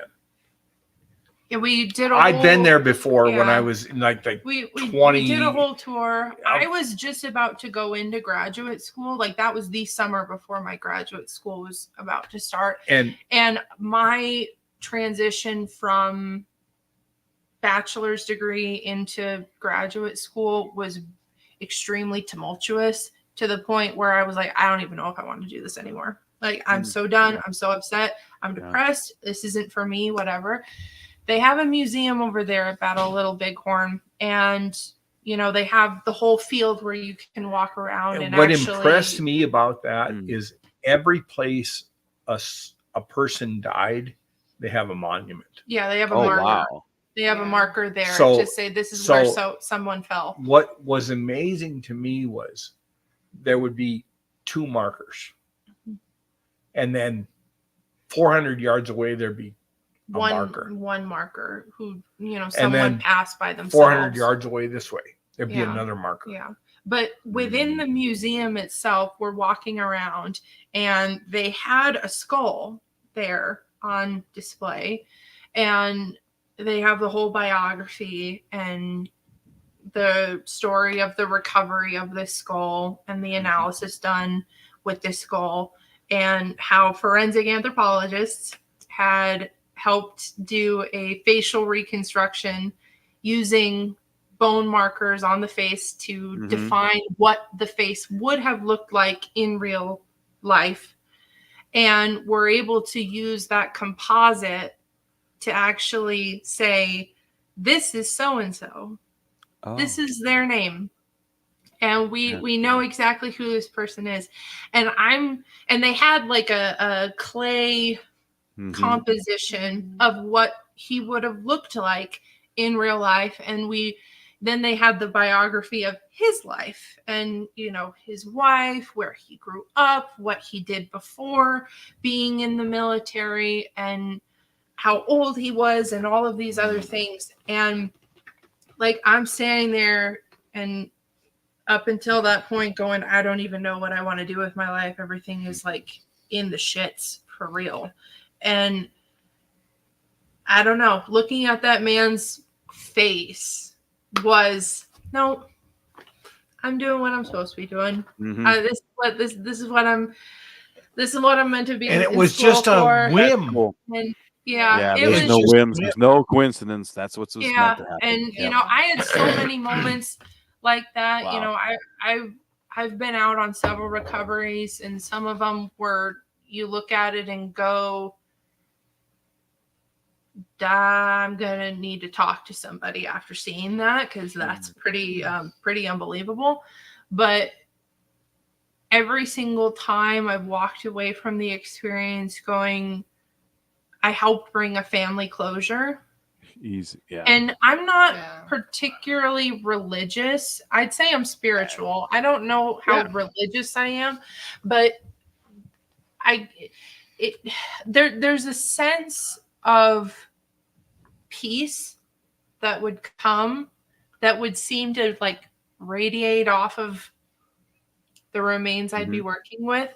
That would be like someone's taking care of me. Someone is trying to help me, and someone is putting an effort into me, even like this. Yeah. You know, and it'd be, you know, it's something else. It's something else. It's hard to, it's just something I'm going to else. fast forward a bunch. It can't be anything any more significant. That's pretty good. She's in between her senior year of bachelor's degree, moving on to going to Czech Republic to do a burial reconstruction or whatever. She's working for the county coroner. The county coroner. She's looking at indigenous peoples. We won't talk about how they're found, whatever. Indigenous peoples. She's taking skulls and facing them towards the window so they can look out. Yeah. And get the sunlight. And get the sunlight on their faces. Yeah. It wasn't even something that like. Who is this kid? Like, it was, I don't. It was just something. Like, I mean, it's like, I do want to say, like, for the sake of like the record or whatever, that like everything that can be done for those individuals at the coroner's office are being done, and all of the people who need to be aware of the situation have been made aware of the situation, and these people are considered as people, and their peace and rest is paramount. I have to say that. But you know, all of these people that I had worked with were ultimately a part of a collection, which is very common. It happens all over the country, all over the states. It's just one of those things. Every coroner's office likely has one to some degree, whether, you know, however large it is. People who just haven't been claimed. You know, they're skeletons. It's not always possible to positively identify somebody, so they sit and wait with the coroner's office until such time can be a thing. But my master's thesis was all about, I needed a sample. I was doing research. I was doing methodology on who these people were. And it would require me to look them in their skeletonized face and take measurements and make notes and all of these other sorts of things. And every time I'd have a break in the action, I'd be like, okay, you know, I'm just going to, here's the window. I'm sorry it's so hazy from like all of the fire season smoke and stuff, but like the mountains are over there. I don't know when the last time was you saw mountains, but like here's mountains and stuff. Like, you know, and I just, because I was alone in the room by myself, it never freaked me out. Like, you know, there's dozens and dozens and dozens and dozens of dead people around me. And it's just, here's a window, here's mountains. I don't know, like, when the last time was you saw mountains, but, like, you should see mountains. It's all about respect. And that's the difference. Yeah. We talked about earlier. Yes. We brought it back. Yes. Full circle. Period. Yes. And the Isn't this amazing? And it's all about freaking bourbon and whiskey. That's the platform. That's that wasn't where I was going with it, but you know. No. Oh, but that's what I was hearing. Yeah. That's what I was hearing. It's like, okay, we're talking about AI. These are my girls. That's what it is. Yeah. This is so much. So what we tell stories whenever there's bourbon. Yeah. Well, that's the way it should be. I want to go back to the bone flute. Oh yeah. Okay. I have a question for you. I have a question though. Okay. Did music preempt language? Oh shit. No. No. No. I Okay. actually don't. I actually don't think That was so. a real but question. The thing I don't is, know. Yeah, no. That's a good question, and we know that. See, So nowadays, we find these flutes in caves. We Okay. find these flutes in very, very deep caves. Like you have to have a flashlight with you to go down there. It's so deep. Like you don't have any sunlight. Whether we know that erosion happened or something happened with the Wow. geology of things, Right. Okay. I mean, we can only guesstimate just how much that Were- physical environment affected it. Were flutes or musical instruments ever? When was it the first time that they were found near some sort of language or pictogram or You know, I the think- reason. cave? Sorry, I don't know. like Well, my, no, even, no, hold on. See, like my anthropology brain can even I have kick to in here Get because my mechanics right. because the thing that I think is really really important to that question, Greg, is that music is language. Right. Yes. Right. So Yes, you it know, is. like music is language, so it can't predate. Well, that's my language. next question. It's a Obviously, form it- of expression. So was that the I guess that's a good question. Thank you. Was it the first form of expression? No, I can't. I don't know. I if don't- that can I don't actually know. be said. I can actually. So I will say When was that the first flute though? Like when what is the earliest flute? the earliest flute was recorded? found in 2300 BCE. Yeah, but we have cave paintings from 10,000 that's years the ago first form. Okay. Yes. Very That's good. the first that are form done by of expression. Neanderthals that aren't even Yes. done by Homo sapiens. Yes. Now we only found these Watch his flutes. face. We only Watch his face. yeah. He's off his space. He's thinking. We only Okay. found these flutes in 2300 BCE. We only found them. We have no idea if there were any others That's because we don't know what the physical environment really was back then. We don't know. We can only guesstimate like what it was through rock formations, through what was the water level? What was the wind doing to these rocks? Like we can only guesstimate from what we see now. Do you think And that when you talked earlier about the musicalness might have been to attract prey like moose and things like that? Yeah. But I keep Yeah. forgetting that there were not as many inputs, sensory environmental inputs. Actually, there were many more than there are now. Yeah. It's like observing the Milky Way today is totally different than Yeah. observing it back absolutely. then. That was all they had to look at. So maybe do you think music originated to imitate natural sounds, Yeah. Yes. like wind blowing through very a much Wind blowing, bird So- song. bird Bird song? song is a very good You point, know. and the reason why bird song is a very good point is because their frequency in which they sing is very pleasant to human ears. We It is.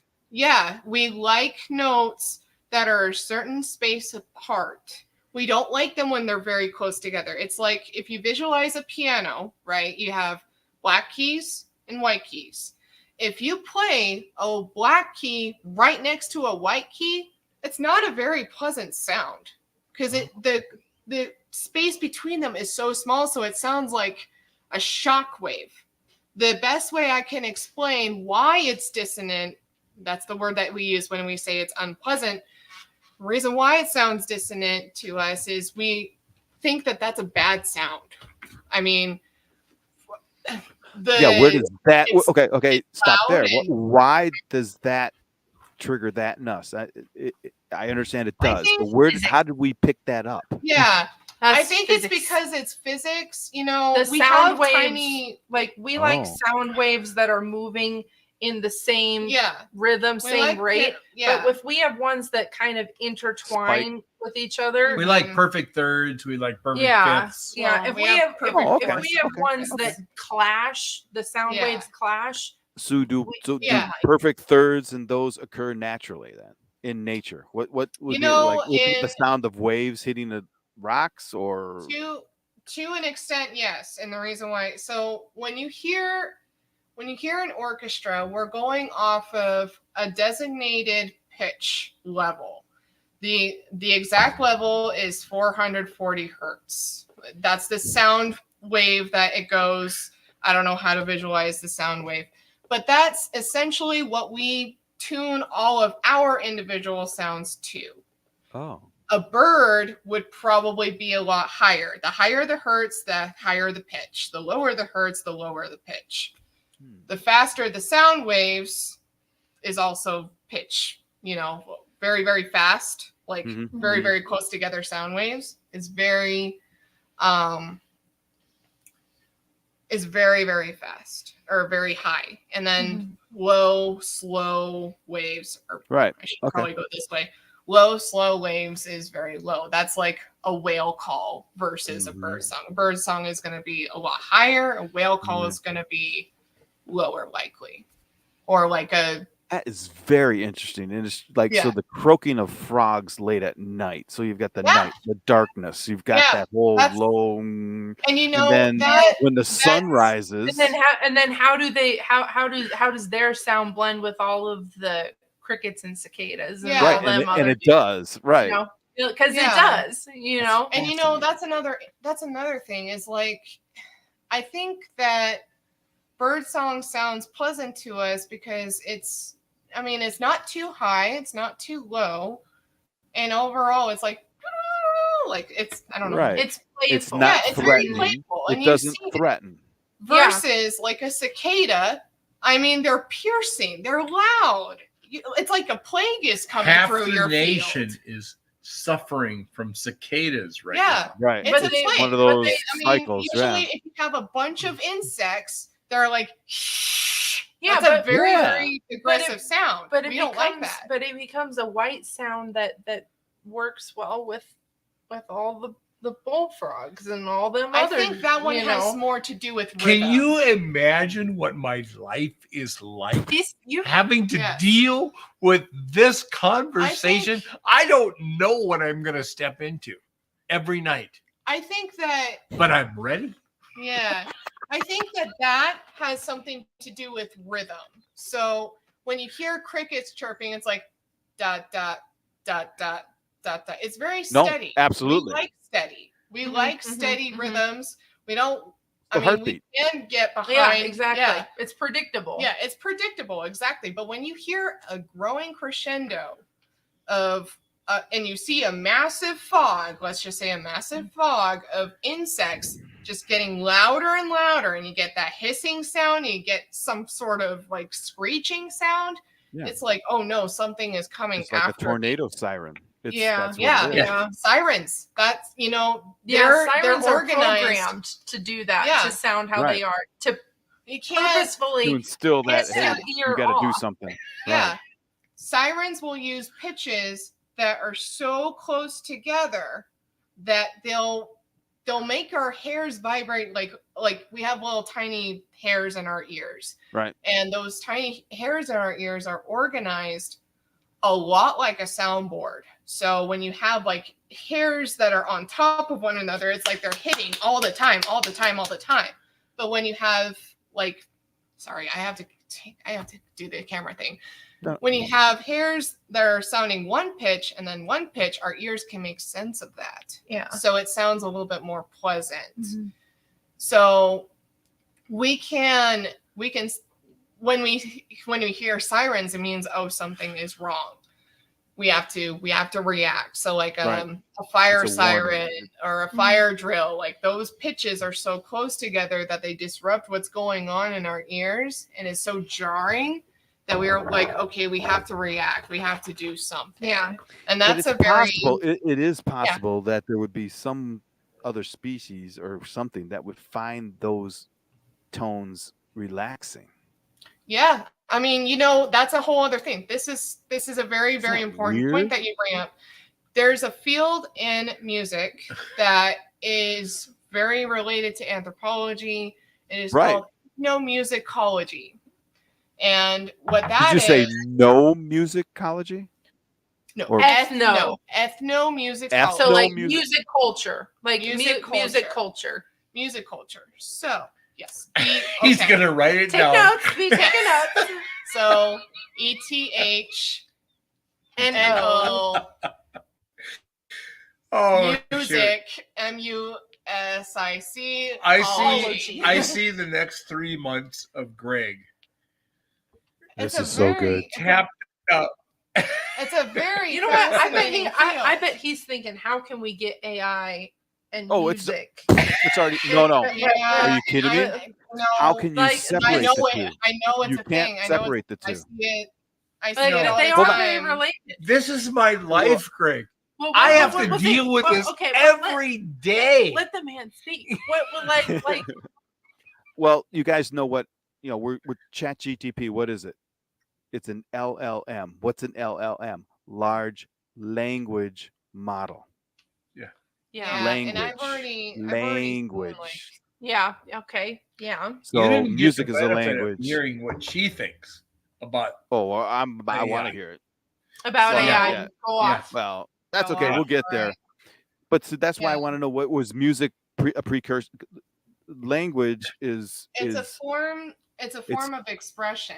And right, but the expression is emotional, but it's an intellectual. So if someone can express, right, then you have an intellect. Yeah. I don't know if artificial intelligence will ever be able to express. No. I'm almost dead certain that AI will not bury another android when it breaks down. I'm dead positive I don't think it will either. Music, and if it does, it's going to do it because it's of a mimic. Right. It's mimicking. Let me say this. In the last year, Laura has played in multiple concerts, and we've been very, very fortunate to see about 50%. We've been able to see about 50% via YouTube. Oh, they put it on YouTube. Yeah. We're able to see her. We're able to see her perform. Yeah. And what kind of perform? So it's a lot of classical. What kind of classical? She's in orchestras and symphonies. I play in a school orchestra. I should use the past tense for bands. I played in 2 bands, one of which was concert band, another of which was a wind ensemble where you only had like a select number of players per instrument. Mm-hmm. And then I also played in a whole bunch of chamber ensembles for recitals. There was a lot of, by the end of my second semester in grad school, I would not be surprised if the number of ensembles I was in was over 7. We've seen multiple. You've seen multiple. Yeah. And I'm going to say we see a performance every 3 to 5 weeks. Yeah. Oh. So we see a lot. Yeah. And I think it's great. But the pieces that she's performing are both historical, and sometimes they're culturally relevant to certain moments in history, and or you were a part of an opera, like part of the opera orchestra. So the emotion that comes through all of the music that she plays is extremely intense. Before she came home, you had a concert where one of the students that had been a part of the opera had come out and was doing a solo. He was singing, and I don't know what he was singing. It was in German, I believe, but the passion and emotion that he was singing with was so moving. Like, it brought me to actual tears. Yes, that's the thing. Like, AI cannot bring emotion. Yeah. I would say AI could bring emotion, but I don't think AI could express emotion. That's very good. That's with certain algorithms, mathematically it can't. Okay. Mathematically. I still go to it will mimic right now. Right now. I'm not saying forever, but right now, or until we make a leap of some sort. And I don't know where that is. Fair enough. But for now, music, what do you call that thing? Is it art? Is it science? I mean, seriously, what do you call it? It's art, it's science, it's like, math, it's language. When you analyze a brain scan of someone playing an instrument or listening to an instrument, there's no right side of the brain being more creative. There's no left side being logical. I think that whole thing was a ruse to begin with. Yeah. Every part of your brain is lights up. Active. It's active. It's alive. It so, is so alive. When I was in school, when I was in the university, but I was in computer science, right? So you were a lot younger then. Oh, very much younger. You didn't know shit. I didn't know jack shit. I didn't even know what I didn't know. They made me take programming classes, right? That was, and this is back in the old, everything. C+ was all this, Fortran, COBOL, all the languages, everything. And those I had to take. And then, of course, you have electives, right? You guys have electives. So my electives were, I took Shakespeare because that's where all the girls were. It was 110 students. Oh, it was me and my cousin. Me and my cousin were the only guys. I was just going to say, you were the only guys. We took the class. Didn't do that on purpose. For the exact we knew there were going to be a lot of girls, but we didn't know we walked in. We did not miss one class. And one too many. Every study group, we're there. All right, so that's Shakespeare. But so then, of course, I have to take a music appreciation class, and it was in. So programming, hate it. Up till 2 a.m. at the lab, you had to do all this stuff. I live on campus. The music appreciation class is from like 7:15 to 10 Thursday evenings. Thursday evenings. That's in I was Michigan. Gonna say it had to have been a once a week class. It was a once a week class. It's an elective. It's music appreciation. You get an A just for signing up for the class, right? Basically, and that one is like, look at this cool music, and you go. It's the furthest away from my dorm of the whole campus. It's the furthest away, furthest in the middle in January in Michigan. So of course, oh man. So I go to the first one. Okay, I go to the second one. I don't miss one, not one, because I'm thinking Mozart was a programmer. Yeah. Beethoven was a programmer. He had a lot of issues, but that dude was four notes. So that's where I drew the parallel. Like, oh my God, these guys were the programmers of their time. Mozart was fun. Beethoven was solid. It's like I never would have thought to use that terminology with them, but that's actually extremely appropriate because what else would that they have their brains. What else you got? In the same way that today's programmers would. And they would have been studying the scores like from Bach. I mean, Bach is the reason why the Baroque era ends in 1750 was because the dude died in the year 1750. The dude died.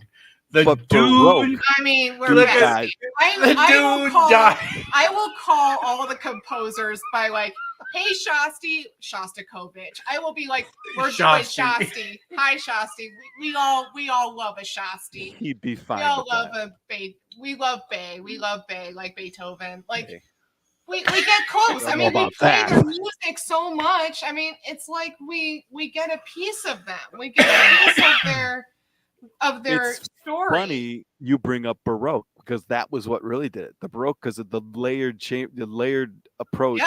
This is like nested if then else statements. This is what I'm thinking. It's like that was an epiphany. Hannah and I were watching an art. How did I know you were gonna go there? I just knew. And art. We watch a lot of documentaries, and we went into Rococo. Who's heard of Rococo? And meanwhile, I'm doing a symphony piece. I've heard of variations. It's like the Rococo is in basically the middle of something that's like fractional. Rococo is basically the 1700s, the entirety of it. It's a very, very playful time in art where everything is very colorful, very frivolous. I think would be the best term for the Rococo frivolous. Period. So I gotta stop right there. We start the YouTube Rococo show. Okay. Oh, okay. Okay, we got to stop it. I have to go and grab a bourbon. This is going to require bourbon to watch this show. But I think what's really and then we interesting, finish the show. I think but it's going to require it. I think what's really interesting to me is that, we've been talking about the forms of expression, whether it's through language or more specifically down to music. But all of these things are replicated across all forms of the human experience. So you can talk about the Rococo period, you can talk about the Baroque period, you could talk about the modern day period, and you see images of how music is done, how artwork is done, like paintings and sculpture and sketches are done, and how even language in the written word and spoken word are done, and how those time periods are reflective of not just, we hear the word Baroque and we go, okay, music, but nobody,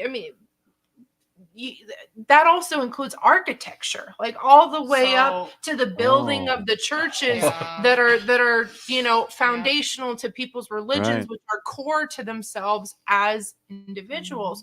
So all of these time periods are reflective of the whole spectrum of the human experience. And to bring it back again to the main crux of the discussion, as much as I dislike AI, the reality is that AI is going to become a part of the human experience.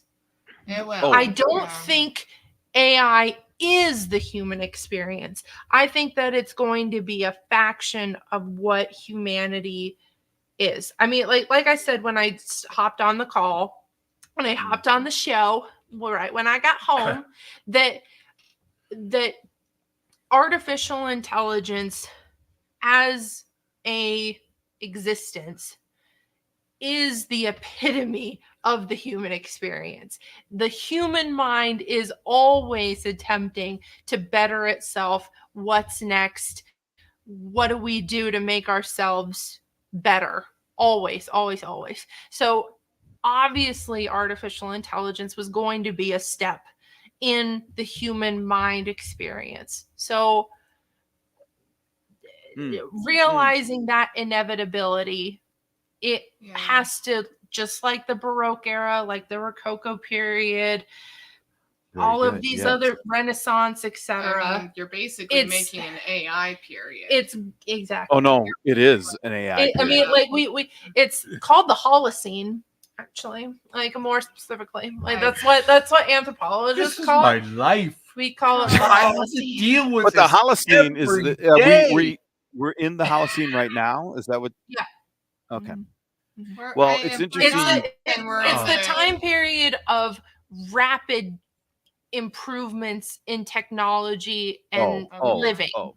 So there were multiple Holocenes then? Yeah. So there's multiple factors of it. Like, what's iPhone doing? What's Samsung doing? It's like, what's next? What's next? Well, even down to what's agriculture development doing? Yeah. What's literature doing? What's music doing? All of it is Holocene. Something today about agriculture, specifically how the Incas laid their rocks. Yeah.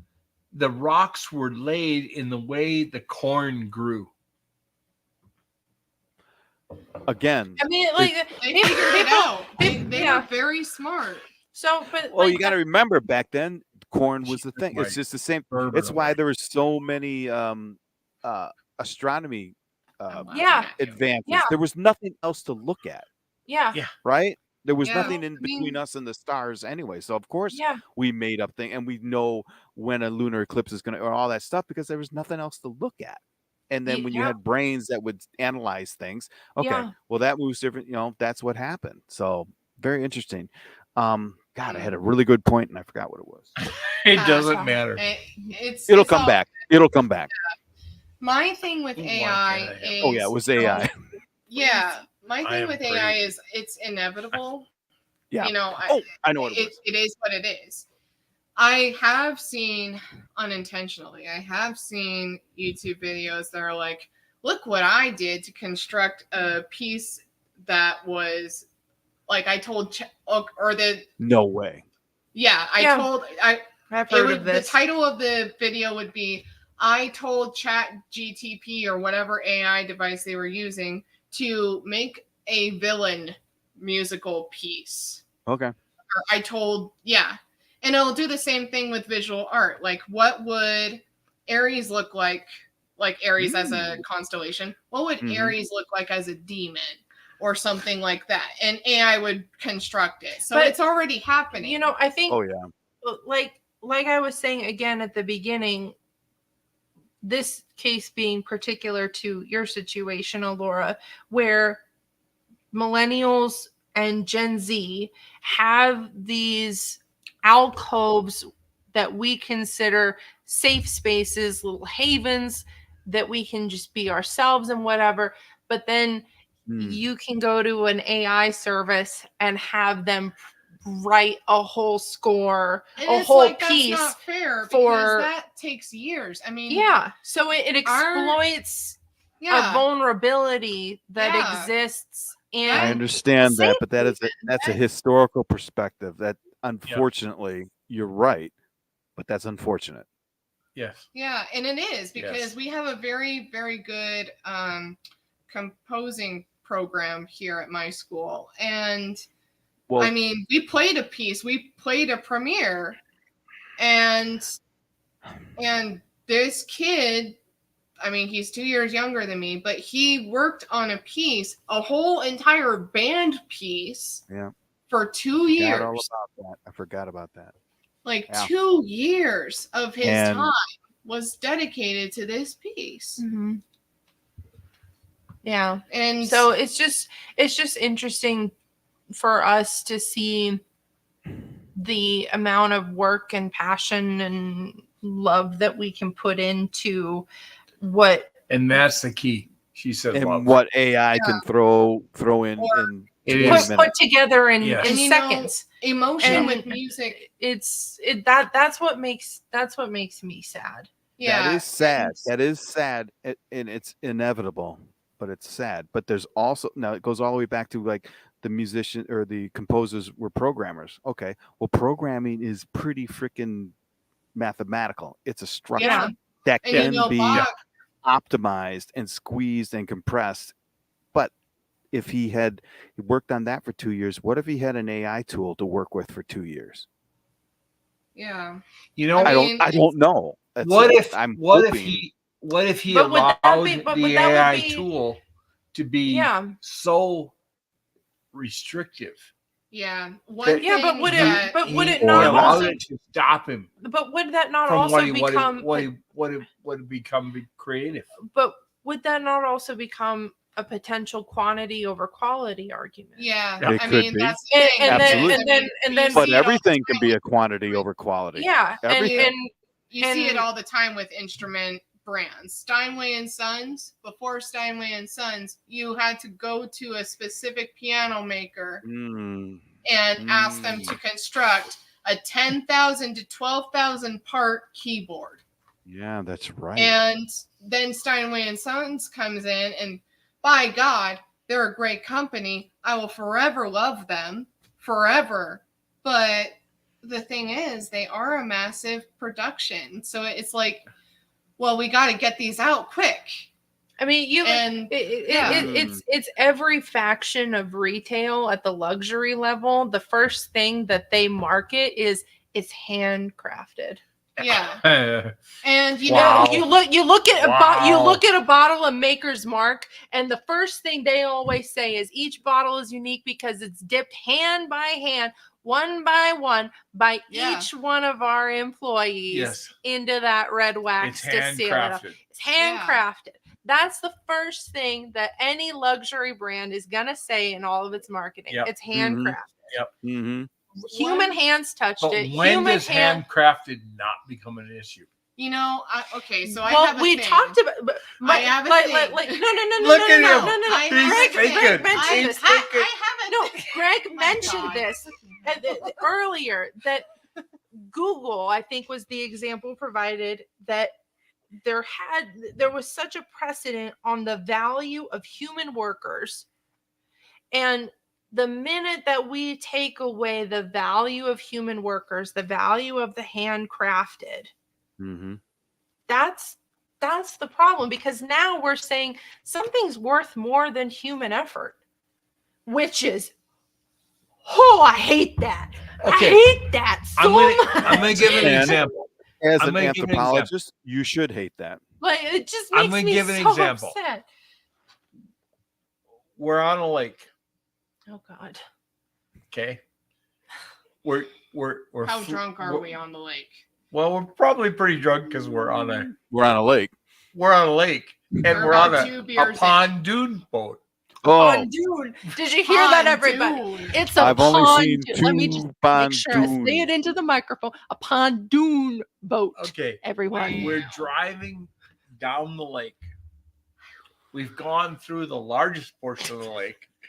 We're all making that face, Greg. We're going around an island. Me especially. And we're on our way back to where we're originating from. Yes. Originating? Okay. Where are you going? Okay. He's going back. We have had X amount of beers. Okay. In Wisconsin, X amount means anywhere a lot. 2 to 5. Yeah. 2 tree beers. 2 tree beers. Okay. Cases. Yes. Yeah. And you're driving by a little peninsula where people are swinging out and they're dropping off into the water. Oh, okay. Okay. We're still halfway home. But we're still. I have no idea. He's on a tangent. We're still driving back. We're on a pontoon boat. On the pontoon boat. It's on the pontoon boat. Yep. But that's the way life is. I have no idea what you just said. We are going on this experience together. Yep. I don't know what you're writing down, but you're writing down. Life is a pontoon boat. Life is a pontoon boat, and you're going halfway home. This sounds like a math problem. Okay, life is a pontoon boat. You're halfway home. How many more miles are you gonna go? Yep. How many more beers does Sally have on the boat? What? Who just slipped in Minnesota? Who did that? They're talking Wisconsinese. We, and on occasion, Hannah and I will sound very similar on recording. But that's the way life is. You drive down the lake on the pontoon boat. Okay, I'm not sure what you got. Pontoon boat halfway home. You're going halfway home on the pontoon boat. I appreciate that. This is the way life is. Wait till I'm going to write. That's 4 articles in that quote alone. Yeah. Great. Oh, man. We had a really serious conversation. I got to say, I don't want to end this in any way. But sometime this has to end. I think it's only going to get more pontoonish if we let it go on. This has been one of the best episodes I've ever enjoyed. Okay.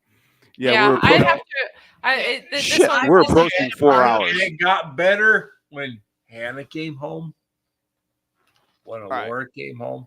I was only. I don't know what you guys were doing. This conversation. No, it's been longer. Listen. I don't know what you guys were doing before me, but I'm sorry to all the listeners. Not much. We were just a little bit. This is my life. We weren't talking about dead bodies or bone flutes.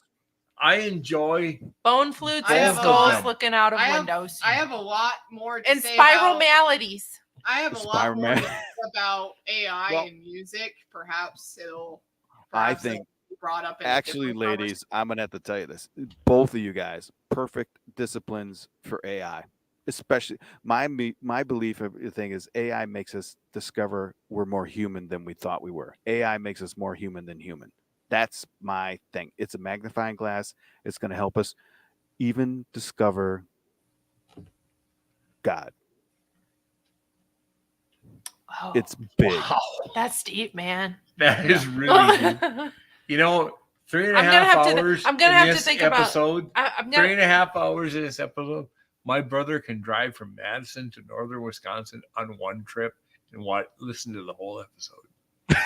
I'm He's gonna gonna have, have to. I'm gonna have to think of. I'm gonna I'll have tell him about it. I'll be like, yo, You gotta need to listen to this episode. But My you know, point is, I'm gonna think about that though, Greg. I'm gonna think about about that it. though, Seriously. and because you know, I don't know if he's mentioned it to you, but this season, you know, we've got another slot open for an interview podcast episode, Oh. and you know, we're like looking for somebody to, like, I don't know, have a conversation with and stuff. And I don't know if you'd be interested in whatever, but yeah, I might be interested in that. yeah, okay. Well, I was cool. just going to say the same thing because I want you guys on an AI discussion.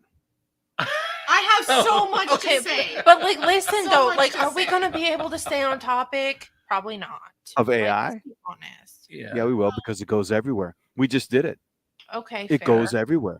Okay, yeah, but so, but I'm gonna think about. I'm I gonna know. think about Think that about it. comment, and then, you know, when we have our episode and you're sitting on our show These next, two are I'm gonna have an smarter than answer. I am. I'm gonna have an We're all answer. a different. We're all a different level They're of way intelligence. smarter than I am. We all have a different level of intelligence. Different And I think- type. Listen, Yeah. in the last 2 Yeah, weeks, I've sorry, interviewed different type, people correct. from people who've been in charge of developing Watson with IBM to all sorts of high-end stuff. But it's all intertwined with what we just talked about. That's the one thing Yeah. I like There's a about this very- thing. It's everywhere, guys. It is a common thread in the DNA, and it's a big deal. It's a Yeah. big deal. And if we can't forget about what you guys were talking about. And I think what's going to happen is this is going to elevate what you're talking about, what you believe, into the mainstream. It's like everyone now is talking about tech and all that bullshit. That's all baloney. It's all like a vessel. It's like being on a pontoon boat. Yeah. A You're going pontoon. halfway home. No, a pontoon boat half the way home. All they're talking You know, about is the we pontoon boat. exaggerate the Oh, accents. shit. Yep. When we We're go looking to at the Wisconsin next stars. time, Yep, that's Yeah. right. And you've been on a pontoon boat. Oh my God, I've been on multiple pontoon boats. Tri hulls, I bi know hulls, you have. 4 hulls. I know you have. All right. But anyway, we got to open up. I will be happy to be on your show. You guys got to come to my AI show. Okay. All right. I'd be happy. AI. There's a very big, possibly controversial. If you No, look it at is point. controversial. Absolutely. Yeah, there is I- a point that I want to bring I up love with AI and music. I love the interaction I have with these two girls. I love it. Anyway. They, all right. they make me better. Thanks. Thanks, we tried. My God, We Well- should stop. we should. We probably should stop. Yeah. Let's You just know, stop the- right here There's and there's end it. there's food deprivation occurring. Oh, food deprivation. Yeah, that's Especially right. on You guys, kids. it's late. You're done. All right, guys. Don't worry, Yeah. it's not a calzone tonight. Yeah. Oh. Anna's I'm making so hungry. pork tacos. Yeah, I'm making tacos tonight. Oh, you're making. Excellent. I'm so Excellent. All right, Yeah. folks. We'll call it an end. All right. I'll Thank you, send you the link. Oh, this has been great. Seriously, guys. Thank you very much. Thank Oh, you. Thank You you. can't even imagine. Greg, This has this been is great. I love being on your show. Oh, this is all me. Thank you very much. I'll send you the link. It's like it's 14 hours long, but we're fine. It's fine. It's fine. As per tradition. We Yeah. have a lot to Yeah. say. And there's more to come. I'm sorry that it's so long. No, but don't I'm no. not. Next time we'll have to order 3 courses of food and 15 more bottles, probably. There we go. There you go. I've right. I've exhausted All right. 3 bottles. Oh, excellent. All right. Good night. Have a good Good weekend. night. See you guys. Thanks, Greg. Thank you. We'll You see bet. you next time. You bet.